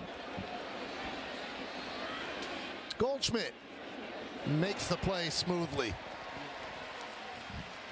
Check out the upcoming schedule brought to you by your local Tri-State Buick dealers. Monday, off day, then 3 games, all 7:05 against the Diamondbacks here at the stadium. Then the Yankees hit the road, 3 in Pittsburgh, 3 in Detroit. Thursday's an off day, then the Giants come into town. Michael, I know that Paul is probably not on that road trip to Pittsburgh and Detroit. Or Detroit in April. It's me and Mr. Flaherty. You see this heater he got underneath? Yeah. You may want to take that with you. Yeah, just leave it here for this week. Don't pack it up until we're done. Hey, you can pack it up Thursday. Wow. Michael, you remember we did.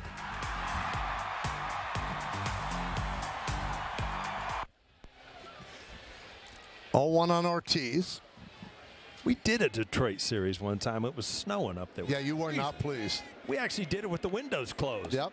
Enough with the crowd noise. We just closed the windows. Was that the series that David Price started and threw 50 pitches in the first inning? Could have been. Yeah, we were there 4 days, right. and I don't think it got above 40. And every day we drove to the ballpark, there was snow, like essing down the highway. And I'm like, boy, this is going to be a nice day. But they do play a lot of day games early. This should do it. Ground ball to Volpe. Pulls Goldschmidt out the bag. He makes the tag, and the Yankees win 12-3. Jazz Chisholm with 2 home runs. Yankees with 4 more home runs after 9 yesterday. Yankees scored 36 runs in this series, the most runs scored by a major league team through 3 games since 1901. 1954 Cubs 41, 1978 Milwaukee Brewers 40, and this Yankee